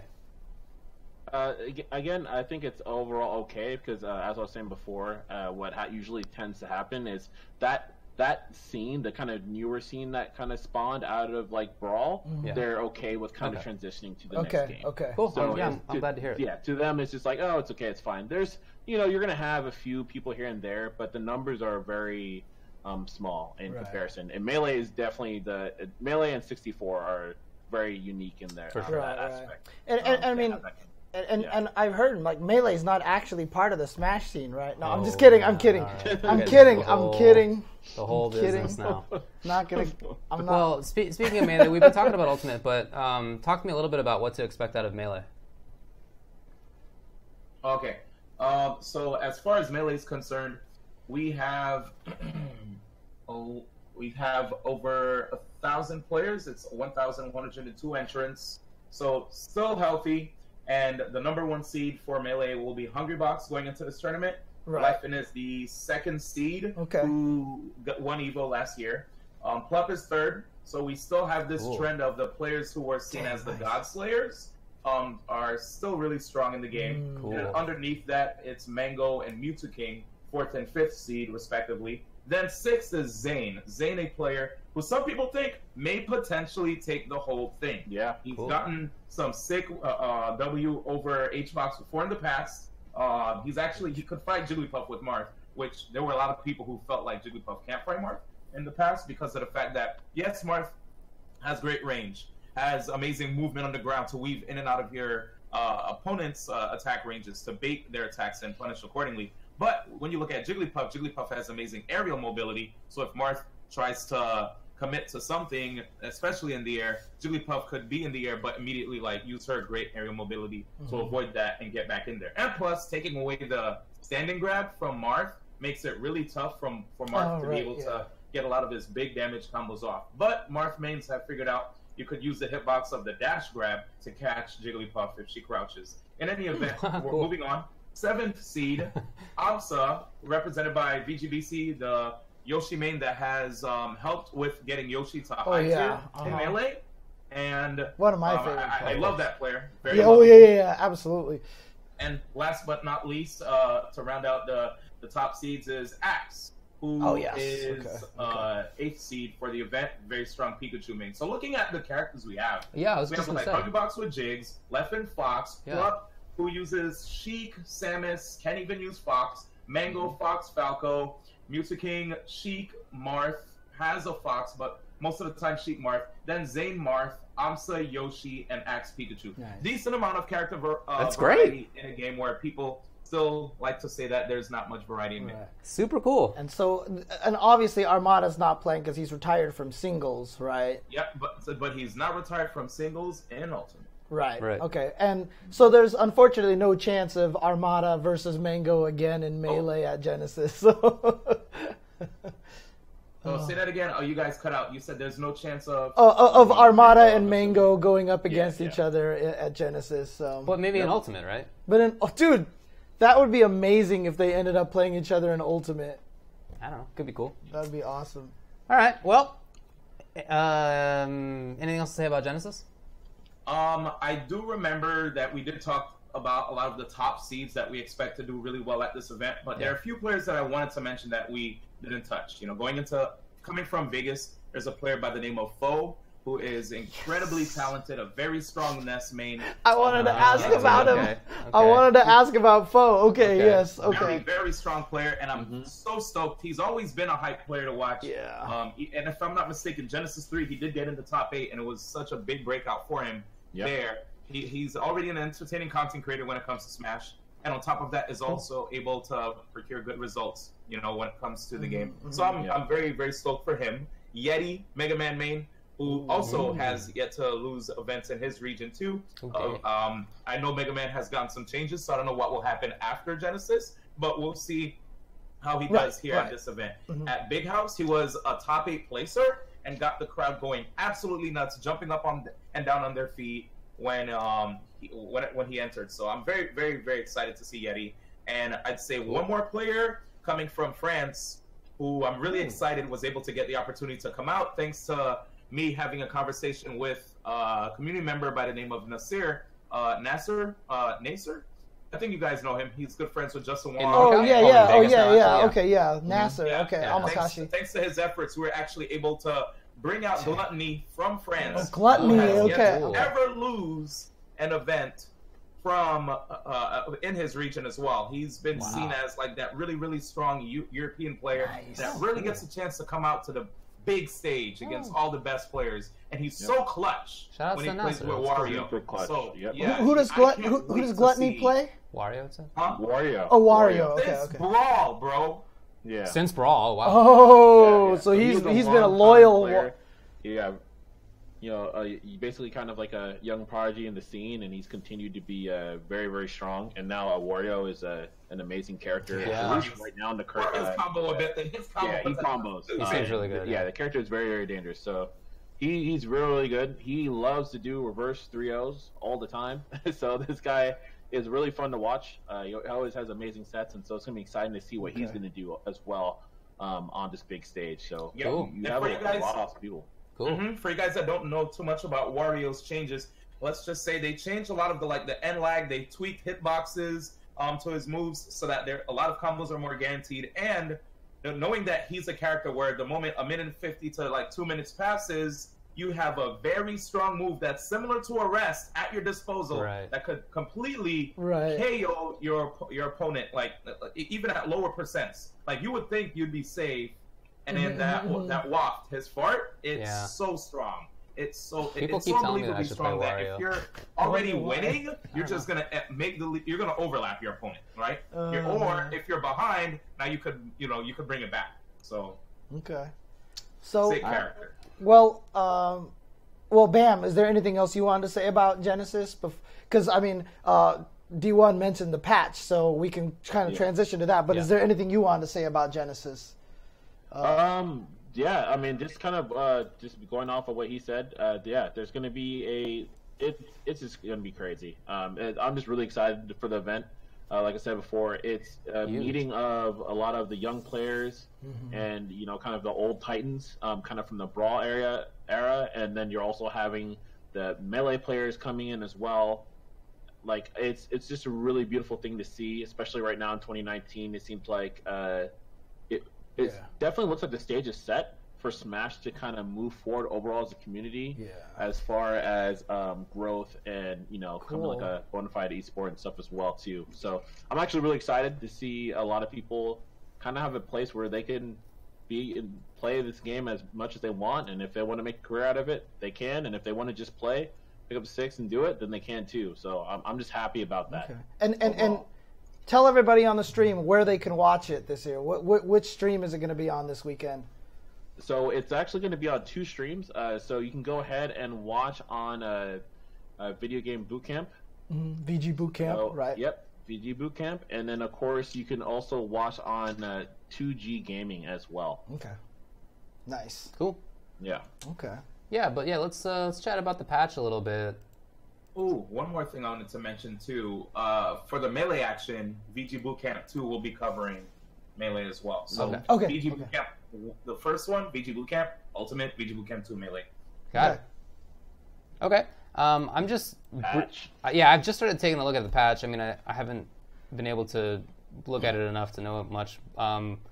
First of all, immediately I noticed, and you guys referenced it before, but each character actually has listed what was changed. And some of it's like a little bit vague. But, adjusted. But yeah, right? But even still, the fact that they did that much effort must be pretty big news. Oh yeah, definitely. It's like, I mean, obviously, like especially in D1, like he's played like some traditional fighters, and then I have as well. So it's like we know like how patch notes should look, but Nintendo's never done that. Right. So it is nice. I know for a lot of people, even some of my friends who all they do is play Smash, they're like, "What? They say the characters?" Like, and so there's a lot of people in the scene that are super excited that they can actually have at least a better clue as to what has been changed. Yeah. You know, and so it's not the greatest leap forward, but it's a step. It's a big step, yeah.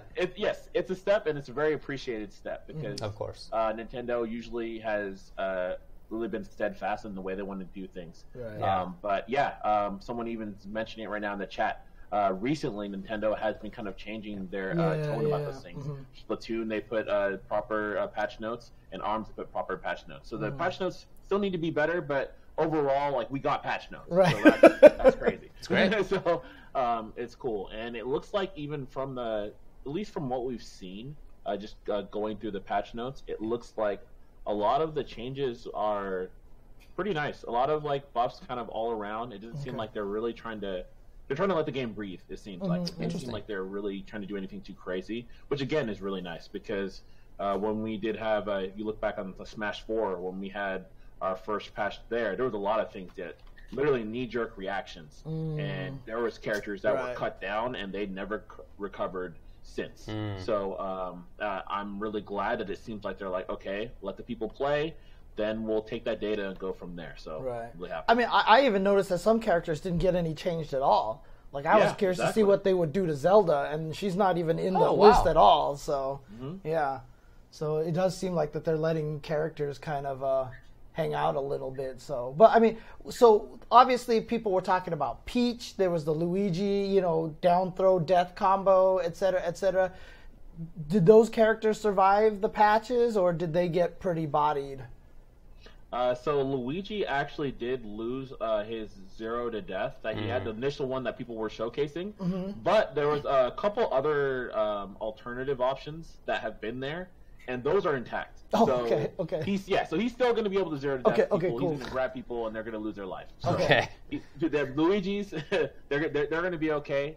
Some of them are posting some of the stuff literally the moment the patch dropped. Okay. So I think that's nice. But even Peach looks pretty good. Like, they basically took away. She had one instance where one of her connecting hitboxes on her parasol or up B. Yeah. If you are able to like B reverse it, basically you shift your momentum as you're doing the move. You'll not hit not all the hits will connect. So you'll hit like 1 or 2 hits, and then the rest will miss. But what will happen is the connecting hitbox is very strong, and so certain characters will die off that base knockback. So they'll just die at like 14%. So like it's just insane. So what they did is they actually reduced that, so that will no longer happen. Okay. So, like, little nuances like that they took out, but like Peach is still amazing character. They really didn't change much of anything on her. So pretty good stuff. A lot of the strong characters are pretty good. I'm seeing everybody in the chat like pouring one out for Mega Man, it looks like right now. Yes. So yeah. Oh yeah? Mega Man is the one who got caught. He definitely got caught. Dr. Wily was in charge of the patch notes. Yeah, man. He had no love. Yeah, so he actually had an infinite that was found out very early. We do with the pellets, and he basically has a metal saw blade that he can actually put down, and he can loop that back and forth. But they ended up going ahead and taking that out, and so it's unfortunate because again we're talking about Yeti, who has basically been dominating his region. Very, very incredible player. A lot of people think that he's going to do very well at Genesis and Ultimate, but again, we see in this patch a lot of the tactics that are going to make him very strong not going to be there anymore. So it kind of calls into question what's going to happen to him afterwards. It's kind of unfortunate because he could do potentially well. Again, I'm sure that the teams that would pick him up probably wouldn't know any of this information anyway, so they'd probably pick him up regardless, right? Yeah. But it's just unfortunate because that's just going to add on to extra pressure, the fact that a lot of the tools that you kind of honed are just gone, just like that. So that's the one character I feel that really got hit hard. So other characters seem in a pretty good place. Overall, what we've been seeing across the board is less cooldown on moves, less not only like aerial moves, but even like grounded moves, allowing you to just like press more buttons. And I remembered playing people when I first got my hands on like an actual copy of this game, saying like, wow, it feels like a lot of stuff is safe. And I was like, yeah, that's I like that. I like the fact that now I could actually like rush you down and press buttons instead of being afraid to want to fight you because you're just going to sit in shield and grab me every single time. So I'm very, very happy that they're allowing more people to press buttons to demolish shields and force people, instead of turtling the entire time, to move around too, maneuver around your opponent's attacks. You force whiffs, actually play footsies. So it's going to be dope to see people actually trying to move around more. And overall, I think this game is just, it continues to go in a good direction. They're understanding what things need to get taken out or added for the most part. I mean, as far as burials are concerned, we've heard people complain about the Inklings when you use their side B, the roller, to bury people in the ground. Now it's not that strong, the burial mechanic. Oh, interesting. Really? What did they change in the burial mechanic? Shorten the amount of time undamaged opponents are buried. Oh, okay. Moved attack range back while on the ground. Okay. I'm reading it right now. Right, yeah. I have it memorized. King Karul. I think King Karul too with his down throw as well. Yeah. So I want to see how that carries over to opponents who are damaged. Like, I want to see, because I feel like they don't give us the full picture. Sure. Right. Yeah, that's a problem with the lingo here. Sure. Now, so I'm waiting for like the data miners to get all the information. Now, because everyone kept saying like Bayonetta was bad, right? Did she get buffed at all, or? She looked like she just got to change to her neutral B off stage, allowing her to grab the edge sooner after using it. Oh, it's her nair. It's her nair. Okay. Yeah. She didn't get any buffs or anything really. But overall, even like we saw just recently, we had a fairly solid event, Glitch 6. Yep. And we had Tamim, who also known as, he used to go by Mistake, and he was the top Bayonetta essentially, or one of the top Bayonetta mains, and he put on quite a show. He ended up making it into top 8. Just a very dominant performance overall with the character. So the character still can do some things. Cool. And it's still very solid. Has a lot of good tools to go off stage and really harass characters off stage. And that's like it's far more easy to do right now in this game as opposed to Smash 4. So that's really nice. But at the same time, it's still not going to do any of the craziness that we saw from Smash 4. So I mean, it might just be that a lot of the Bayonetta players from Smash Wii U are just spoiled right now. Is he Dang. still good? Oh yeah, I mean that's honestly that's kind of what happened. I mean the character was just doing Yeah. whatever it wanted, you know. Right. So it's just it's definitely a shift. Okay. But overall, it'll be fine. Nice. I see Little Mac got buffed. Yeah, Little Mac, they... Nah, Yeah. it like doesn't matter. It's fine. yeah, a little Yeah. bit. They, poor guy. Little Mac just makes me It literally sad, the doesn't character. He just makes me sad. I just feel like that character needs a rework period. Yeah. His design is just not. It doesn't fit. Right. Yeah, it's What not, they- not the really right does. game. On stage, he's dope, but Yeah, the moment uh-huh. you're off stage, Yeah. He's dead. Yeah, it makes me sad because I feel like you look in every other like fighting game and boxers are always sick. Like they're always so sick. Yeah. But then Little Mac is just like I don't know. I just don't. I mean, I feel like it's a design that fits the character really well. I think, but it just doesn't fit the game that well. Yeah. Yeah. Whatever. I think that he needed some options in which that kept characters like closer to the ground, so we can get some mix-ups and stuff out of that. A lot of times in Smash as a whole, it's usually you go into like you have your juggle situations. Yeah. Of course, the standard corner, but then you have the kind of the like hyper corner in terms of like doing the ledge, and then of course you have the edge guarding, right, and off stage. It's tough. Just only good and neutral, and then he can't juggle. He can't go off stage because he's just gonna die, and he just really can't do anything. Yeah. So it's just like, and they didn't give him any. He just blasts characters away. He did that's an interest. He really abuses tools. You're right. Like that's actually a really interesting suggestion. Like make it so he doesn't launch people as far, except with certain moves, so he can keep them up close and beat them up. Yeah. That's actually kind of a cool. Like he should have had a bunch of burial moves, you know? Yeah, he should have barrel, or he should have mix-ups, like kind of like where you have. I always thought that like. From Marth, you know how he has his side B, he has the dancing blade. Yeah. From there, I thought it would be cool if he had combinations from that, and then some of the combinations keep him close, and you go from there. I always thought that would be a good deal for him to have some kind of mix-ups there. Sounds good to me. And actually push his advantage state. He really can't do that at all. He just hits them away and then gets smacked once and dies. Yeah. Yeah, like the only real thing he has times. is like what down tilt, up tilt for really like trying to pop up the opponent. But I wish they even like tried not to force the whole "you ain't no air fighter Mac" narrative so much, and I don't know, like give him maybe a sweet spot on some of his aerials so that he can actually like His use them little more. You know, why do you have moves that I don't want to even think about using? Right. Like, what the hell is that? Yeah. But anyway, right. best of luck to the Mac mains. Overall, I'm playing Ganon. I'm playing Ganon. It's you know, fine. Sakurai is at least trying to give us a really fun game. Like looking at what's happening here with the patches, almost makes me wish that Genesis was like maybe 2-3 weeks away. Oh, right, because you would have wanted to have it be everyone play on the new patch, right? So obviously, that's one thing Nintendo's got to fix is that they've got to look at when the big events are and try to release the patch notes either after or a little bit earlier, right? So I'll be honest with you, I think I understand the timing with the patch notes. Okay. So today's January 29th. On the 2nd of February, Nintendo is going to be having their North American Open qualifiers that will be at PAX, right? Okay, so in order for everybody to be playing on the latest patch, you're going to have to release this patch prior to the 2nd of February when the first qualifier for the North American Open starts. And that's why I really...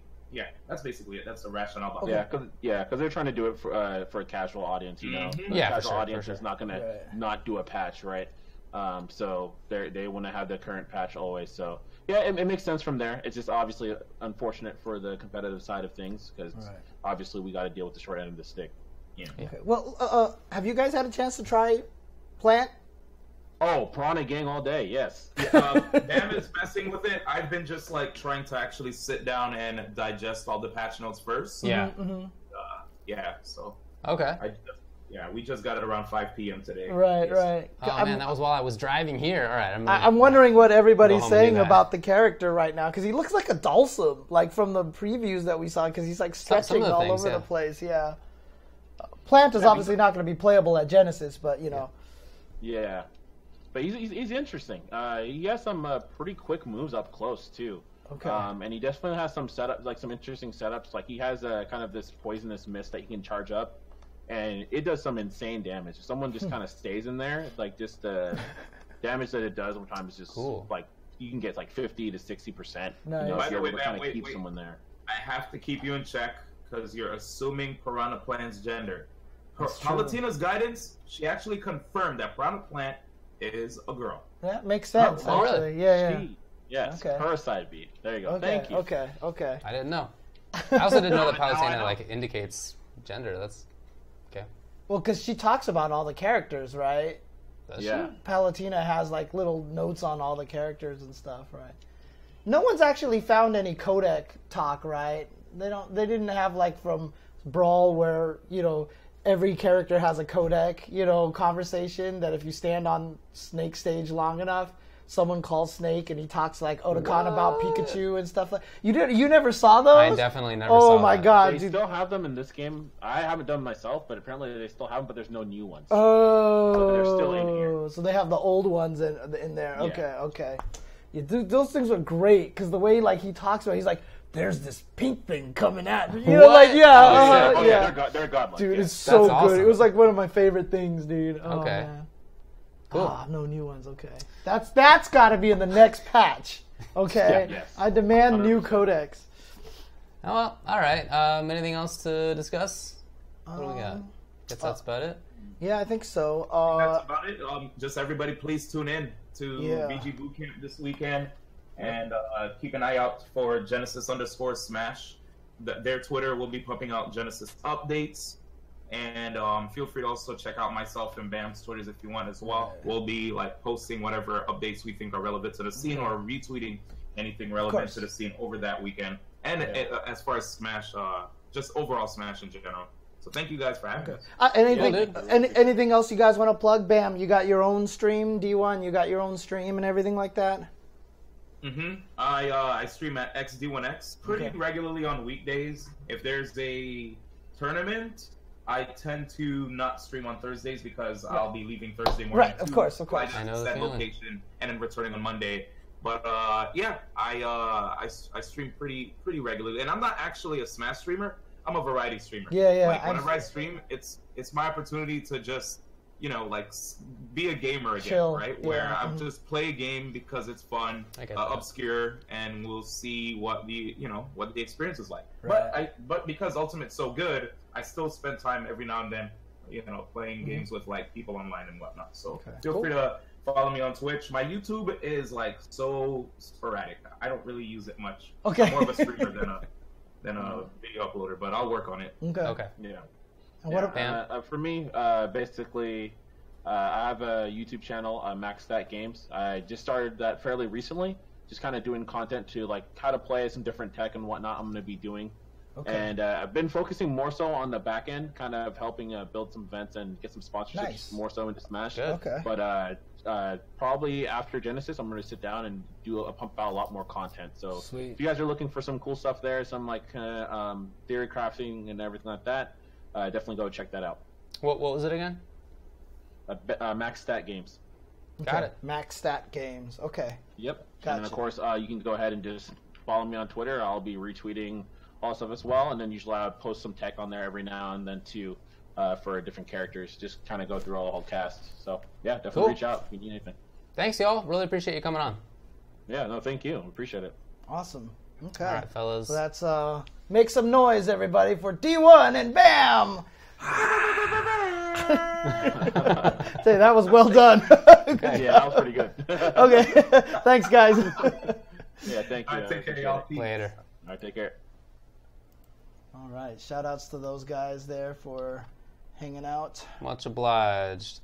Also, thanks to Set099 for subscribing. Oh, yeah. There you go. High five. Cool. Well, you want to take a break? Dude, we've got like... There's like nothing else. Yeah. Well, okay. So there was a couple of other things, I guess. One that BlazBlue Cross Tag Battle's getting an arcade release in Japan. That's true. And so there's new stuff coming out for that game, and so now there's hints that new characters are coming out for at least the 4 existing Fates. We still don't know about the 5th Fate yet. Like, I know about the 5th Fate. Do you really? I don't know if you saw the troll on Arc Live. Oh, yeah, no. it was basically Kido Okasan, the CEO, was on the show. and it was a Q&A. And of course, everybody's asking, what's the fifth fate? They ask every week. Okay, yeah, for sure. So we were just sitting there, and I asked the question of Kitaoka-san, can you finally tell us what the fate is, right? And then the streamer turned the volume, cut the audio feed, and then both of us were like, that's like funny. me and Yuji were like, and then after it came back, I was like, I can't, that's so exciting. Okay. I can't wait to see how that interaction's going to go and everything like that. So, yeah. Well, I mean, with that news, there's expectation of patch changes and the new fate and stuff like that. So hopefully there will be cool news coming for that game, but not a lot of concrete stuff to discuss so far. There was a set of patch notes for SF5 that came out today, but it's basically all bug fixes. Yeah. So I'm going to have to download that. Not a big deal.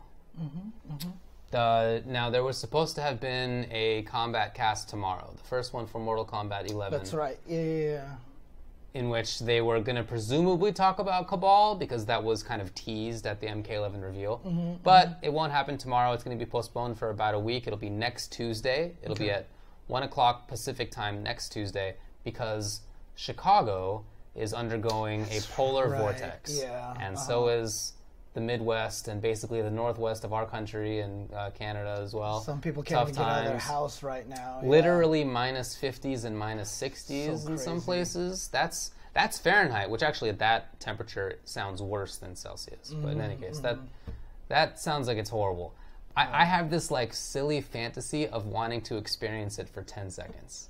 You know what I mean? Like, have you ever thought like, I wonder what it's like to be in a hurricane? And like, you don't want to like take the risk of being in a hurricane or whatever, but like, you're just curious. What does that feel like? That's me and trying to do those giant jumps on motorcycles that you see at like X Games. Exactly right. How does that feel? Dude, probably super sick. I have always said that if someone could grant me immunity just for one jump, and only immunity if I do that jump, I 100% want to do that. I would 100% do that, because I want to know what it's like to jump in the air, throw the bike off, pull the bike on, jump and land again. Probably like the best feeling. Right, exactly. I just want to know, but I never will take the time to find out. So nor the risk.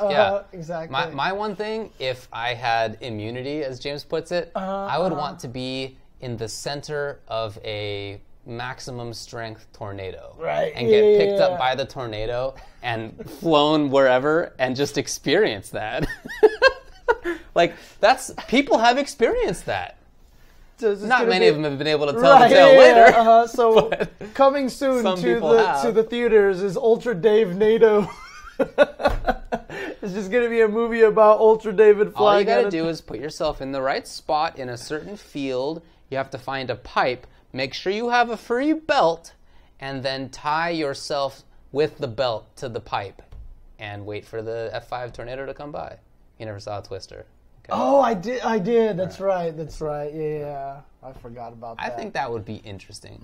I don't want to get struck by lightning, because that's going to hurt no matter what. Yeah, for sure. Well, you can't even talk about having immunity. Like, that's the issue. Like, that's the thing. Right. That's bad. Exactly. So, no thank you. But I think there's cool things to do in life that I'm definitely never going to do. And one of them is stand outside in minus 60 for like 5 seconds. Just to be like, what does this feel like? That's an interesting one. Okay. Yeah. The worst that I've ever been in is minus 10, which I experienced for 10 seconds in Toronto. I was flying from Europe back to LA, and we had a flight through Toronto. And so I had like this hoodie on, more or less. Like, not the exact one, more or less. Because I didn't expect that we would have to walk outside during our deplaning, right? Yeah. Okay. So I was outside in like this for like, seriously, 10, 15 seconds, just walking down the little stairs, right? And it was not cold, it was pain. It's a different feeling. Feeling. So I just wonder, anyway, I'll never know. Oh, man. Okay. So that's why there's not going to be a combat cast tomorrow. Yeah, that's unfortunate. Is that they're going to stay safe, which is the right call. So expect that whatever they were going to do will be postponed until Tuesday instead. Okay. Well, until whenever the weather clears up. Well, what they've said is Tuesday. Okay. So if it hasn't cleared up by Tuesday, that'll be bad news, because probably a lot of people have been hurt and stuff. But hopefully it doesn't. So on Tuesday, hopefully it'll be back. Okay. Cool. I guess, just for our purposes here, I just. What do you think about earthquakes? Huh? Are you scared about earthquakes? What do you feel about that? Dude, earthquakes to me are no big deal. Dude, the best was still West Coast Warzone that one year, where a bunch of East Coast players came and visited, and it was not UCI. It was a hotel ballroom. Okay. Got hit by the earthquake while we were there, and you could instantly tell who was from East Coast and West Coast, because all the West Coast people were like, yeah. And East Coast people all stood up and they were like running around, dude. Yeah. It was actually kind of funny. Here's my story about the worst earthquake. Well, it's whatever. Being in an earthquake, I was taking the bar exam. It was day one of the bar exam, the California bar exam, which already has a passage rate of like 40%. You're gonna fail most likely, unless you've really studied and stuff. And so there I am at the bar exam, and an earthquake starts with 10 minutes to go in the first day of it. And what I did is I took my little laptop and I just went under the desk and I just kept typing. Damn! And so did other Californians. Right. And you could tell who was there to infiltrate California from other parts of the country to be a lawyer in our home state. And they were freaking out. Right. Yeah, they were freaking out. The state actually changed the results of the bar exam because it was statistically a much worse passage rate than typically because presumably so many people were so freaked out about the fact that there was an earthquake 5 miles away. It was like a 5.5, which is not... It's significant. That's decent. It's significant, but it was also just a few miles away. We just literally happened to be in Ontario when it was there. Yeah. So that was pretty well. Yeah, I just popped under with the little laptop. That's so funny, dude. Away. That's awesome. Well done. Yeah. Well done. Yeah. Oh man. But okay. Anyway, earthquakes are no big deal. All right, but I would like to experience minus 60. That's not one that I don't, because like that's kind of like being shot by lightning, right? Because you're gonna experience the pain.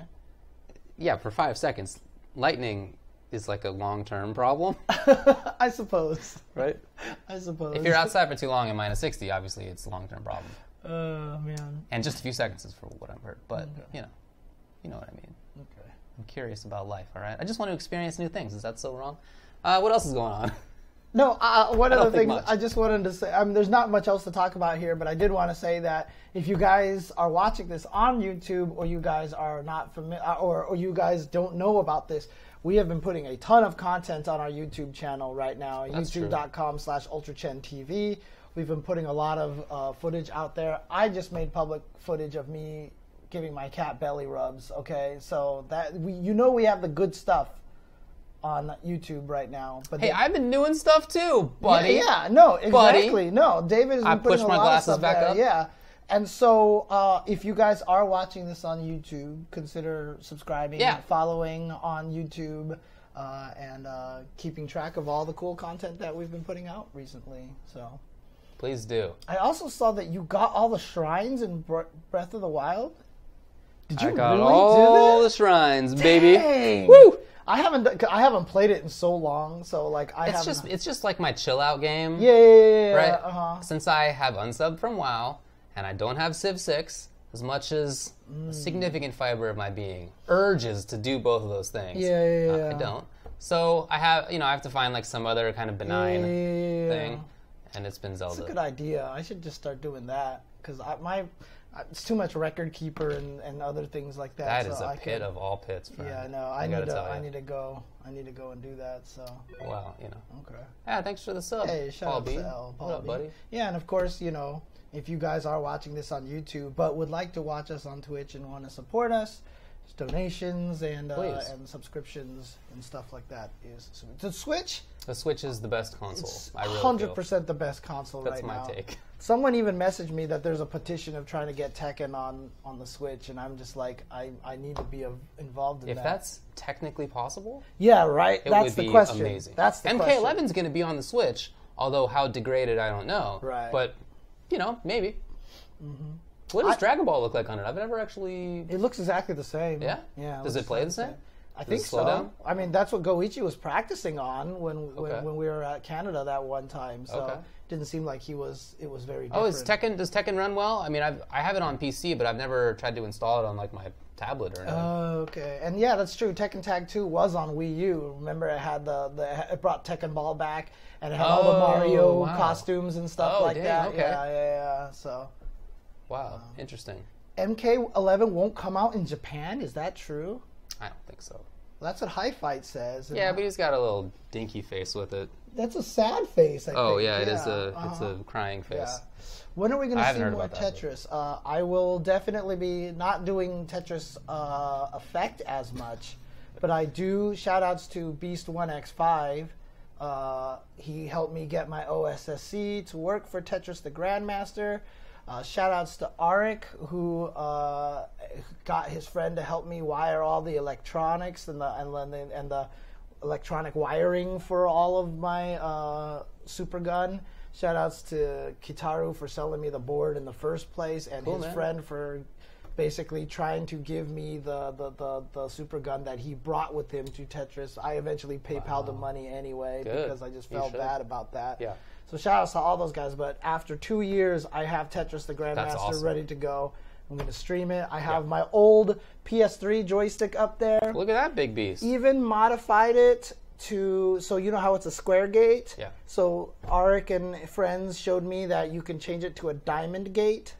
So basically, up, down, left, right are the corners. Or 45 degrees. Right. Yeah, so now up, down, left, right are the corners. So it makes Tetris even more comfortable on that and stuff. And so I'm all ready to go on my journey to be Grandmaster now. Cool, man. Yeah, it's all on my Super Gun arcade board and stuff like that. So it's super cool. Very Tetris the Grandmaster is an arcade game that was made by Arika, the same company that made Street Fighter EX and EX2. It was a version that came out in Japan. It was one of the first ones that had a modified rotation system where pieces could snap in there, and then really kind of developed a way to play the game at the fastest speed possible without instant locks. So they developed a way for people to play at the highest speeds possible and still survive with strategy and good reactions. And it's one of the all-time most, in terms of Tetris fans, it's like one of the premier games to become good at. And you can officially get Grandmaster level in the game by getting at least this score before this many lines, and then getting to finishing it before 13 minutes and 30 seconds or something like that, and doing all these crazy things like that. So I'm going to be working on that all year long and seeing if I can end 2019 as a Grandmaster in the game. Sick, dude! What a cool goal. We'll see. A couple people in chat have said that Injustice did not come out in Japan, and that the previous Mortal Kombat didn't come out in Japan. Oh, okay. If that's true, then I guess probably MK11 won't as well. I don't remember hearing about that. They're all going to have to import it, basically. Yeah, well, look, it's not a big scene. I know that in Japan. Right. And the Tetris streams are all going to be on twitch.tv/jchensor. So if you want to watch all that stuff, including me doing the Learn to Fight series, which a lot of people have been really enjoying, I find out I cannot fight Alex for some reason. Yeah? I'm just he just scares me. What about him? It's just every time I get knocked down, I freak out. I feel like everything he does way more damage than everything else. I get scared by... So here's the thing. I have this problem with all grapplers. Okay. So as soon as they have a command throw, I freak out, right? Yeah. But here's the thing. Mika, Laura, Zangief can all be zoned out very well by Cammy's buttons. I can footsie them really well. I can't footsie Alex as well because his low strong beats a lot of my stuff, and then he hits standing heavy kick and I get crush countered, so I can't win the neutral versus him, and so when I get knocked down, I panic and freak out. So I just need to. What button is his crouching strong beating for you? Like my standing medium kick and stuff like that. Yeah, I bet your fierce beats it. Well, that's the other problems too, is that I'm just shitty at whiff punishing and stuff like that. So I've always been terrible at whiff punishing. So well, but even not just whiff punishing, but I bet that priority system, the priority system, but also like kind of where it hits. I feel like that would beat the down strong because it doesn't have a very good like upwards hurt box. I can test it out. Yeah. Anyway, see what happens. So cool, dude. But yeah, and then you're streaming now a lot. You're doing some match analysis stuff, less like tournament match analysis, but like online matches just to get an idea of how the characters work and strategies. You came up with the name Monday Morning Quarters Back. What do you think? Yeah, okay. Pretty good. Yeah. But I like the layout, dude. The layout is really cool. Dude, I just finished what I feel is a pretty overlay. cool couple of layouts. Oh yeah, a couple of overlays, including some animations. Oh, nice. Okay. So I'll be showing those off in a little bit. Yeah. I already got the third strike one where the table's in front of the gameplay. I think it's pretty cool. I'll put that out.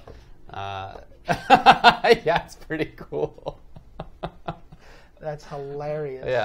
Yeah. So anyway, I stream early my time, which is like basically between 8:30 and 11 Pacific. Damn. Okay. I mean, that's when I'm awake, and like it's before I'm working. Then. So yeah, the table's pretty funny. I feel I'm proud of that one. But there's other stuff. Do you stream how many days a week? It's been most days per week. Okay. In the weekday. Okay. Some days I can't do it because I'm working, so it's basically if I'm not working. But yeah, most mornings Pacific time. Okay. So now if you ever analyze some Street Fighter 2 matches, you got to put the Zangief chain there or the palm tree. Dude, I'm definitely thinking about the palm tree. Yeah. That's awesome. Real talk. I think that's pretty and funny. Actually we are going to try to play some more matches as well and stuff like that. So in all sorts of games. But if it's Smash, it'll have to be offline local. Okay. Yeah. Fair enough. From what I've heard. So yeah. But that way, and then if you come here, Olaf can join us. Obviously, that'd be great. So that'd be great. I'd like to do that. Soul Calibur and stuff because like I'm like fiending for Soul Calibur right now. So I feel like I'm getting strong enough at SFI fast enough that I'll be able to go play other games again soon. Yeah, so, it's interesting because like I've spent a lot of time thinking about Street Fighter V, and like when I'm playing it now, the game makes more sense to me now. Even just now, like. As a player, like as a commentator, it's always kind of made sense. But like as a player now, I'm starting to. Those are two different things. Right? Yeah. I'm starting to understand. I still suck at anti-airs. If I actually could anti-air, I would be like so much better than I am right now. It's so ridiculous, dude. I know what problem I have. Yeah. So like, I know.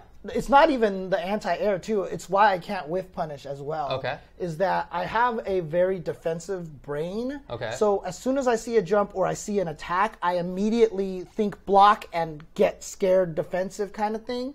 And so when I see the attack whiff, I'm like, oh, now it's time for me to hit the button, and that's way too late. Got it. And then when they jump at me, now I'm too scared to actually try the uppercut and use it because that happens to me in Tekken a lot. People whiff things in front of me, and I just don't hit it. So I realized because of Tekken almost that's kind of where my problem is that when something attacks or when someone becomes offensive, I just automatically get scared. Which is weird because I don't do that for dashes. Like when I see dashes, I try to challenge them. Yeah. And in Injustice, I down 2 everybody when they jumped at me with Catwoman. But that's also because it started a fun combo. So I think I just wanted to land it so I could do a combo all the time. It's weird. So. Oh, okay. Anyways. By the way, I think it is true that we basically stream when the other one's asleep. This is definitely true. Hey, my Spider-Man streams are definitely at like 2 a.m. basically. Yeah. I might even do one later today. So I've been building a new split box. It's not done yet, but I did finally get the buttons in. I had forgotten to order the buttons, which is an integral part of creating a stick. Right. So they finally came in. I also got silencers for the buttons, which I installed. That was really easy to do. And now I have to wire things up. I basically have to figure out how to wire through an RJ45, which I've never tried to do before. And hopefully it's going to be simple enough. Hey, if it's not, like I said, I now know people who will help me. Yeah. So they can obviously do that. I feel like it should be doable. Yeah, I know Boats and Joes. He doesn't want my Tetris streams to be at 2 a.m. because he'll actually be asleep. So yeah, he definitely wants to watch. So I'll try to stream some Tetris in the afternoons and stuff like that, and save some of the fighting game stuff for nights. Cool. But my channel is definitely going to become very fighting game / Tetris centric now. Sounds like a James Chen channel. So cool. But I mean, it's interesting because the whole super gun right there is in those 3 boxes that are sitting right there in the corner over there. So there's 3 boxes there. One has the OSCC, one has the power, one has like all the remote control and all these other crazy things in there. So it's quite a work to put it together. I need to buy like, I called it a Tupperware to Oric. I didn't mean Tupperware, but like one of those plastic containers that you slide under your bed or whatever like that. Right, yeah, okay. You know, I need one of those things so I can put it in there, maybe cut a hole in it so I can slide the wires through and all the stuff like that. So I just need to do stuff like that. So, but the silent buttons are good. So to be clear, they're not buttons that come as silent buttons. They are regular 24mm buttons, Sanwa. And you pop open the top and you install the little silencer pad in the bottom of it. It's very easy to do. You just snap off the top. It's super easy. And it feels great. Hey, shout outs to Anime 50 for being 5 a.m. over there. He's doing what East Coast people used to have to do for our old time table, basically. That is crazy. You should go to sleep. Or maybe he just woke up. Ah, well, fair enough. I hope you go back to sleep soon. Yeah, it depends on how it is. So. Yeah. Plant is already broke, huh? All right, let's see here. So Plant will be banned already. That's the... If Plant is Dulcimy, then I may be interested. All right, so let's put this on stream so everybody else can see this as... Kitty, stop. All right, so here we go. This is this right here. What do we got?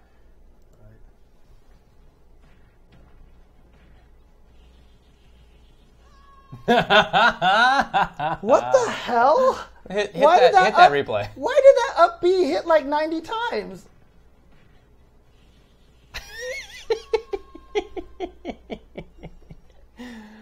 Oh, wow.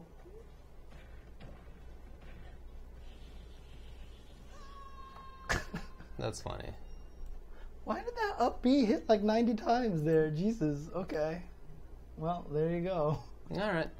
Okay, but thanks guys for tuning in. Again, lots of content on youtube.com/UltraChenTV. If you're watching this on YouTube, please consider subscribing to the channel or following the channel. I always forget, YouTube is following the channel. Subscribing, okay. Consider subscribing to the channel for more Tuesday shows and lots of content that we have there. So yeah, I like to keep doing that. Okay. All right. Later. Peace out, guys. Have a good night. Beep. Beep. Oh, yeah. Good call. I almost forgot. I'm there to save it. I think I'm going to go by Trader Joe's and get a 4-pack of carrot cake cupcakes. You could have did that before you came here. I would have, but there was crazy traffic. No, I'm kidding. It's all good. It's all good. So, damn. Now I want to get some. You are just as close to them right now as I am. You can go do it too. That's actually true. Okay, fair enough.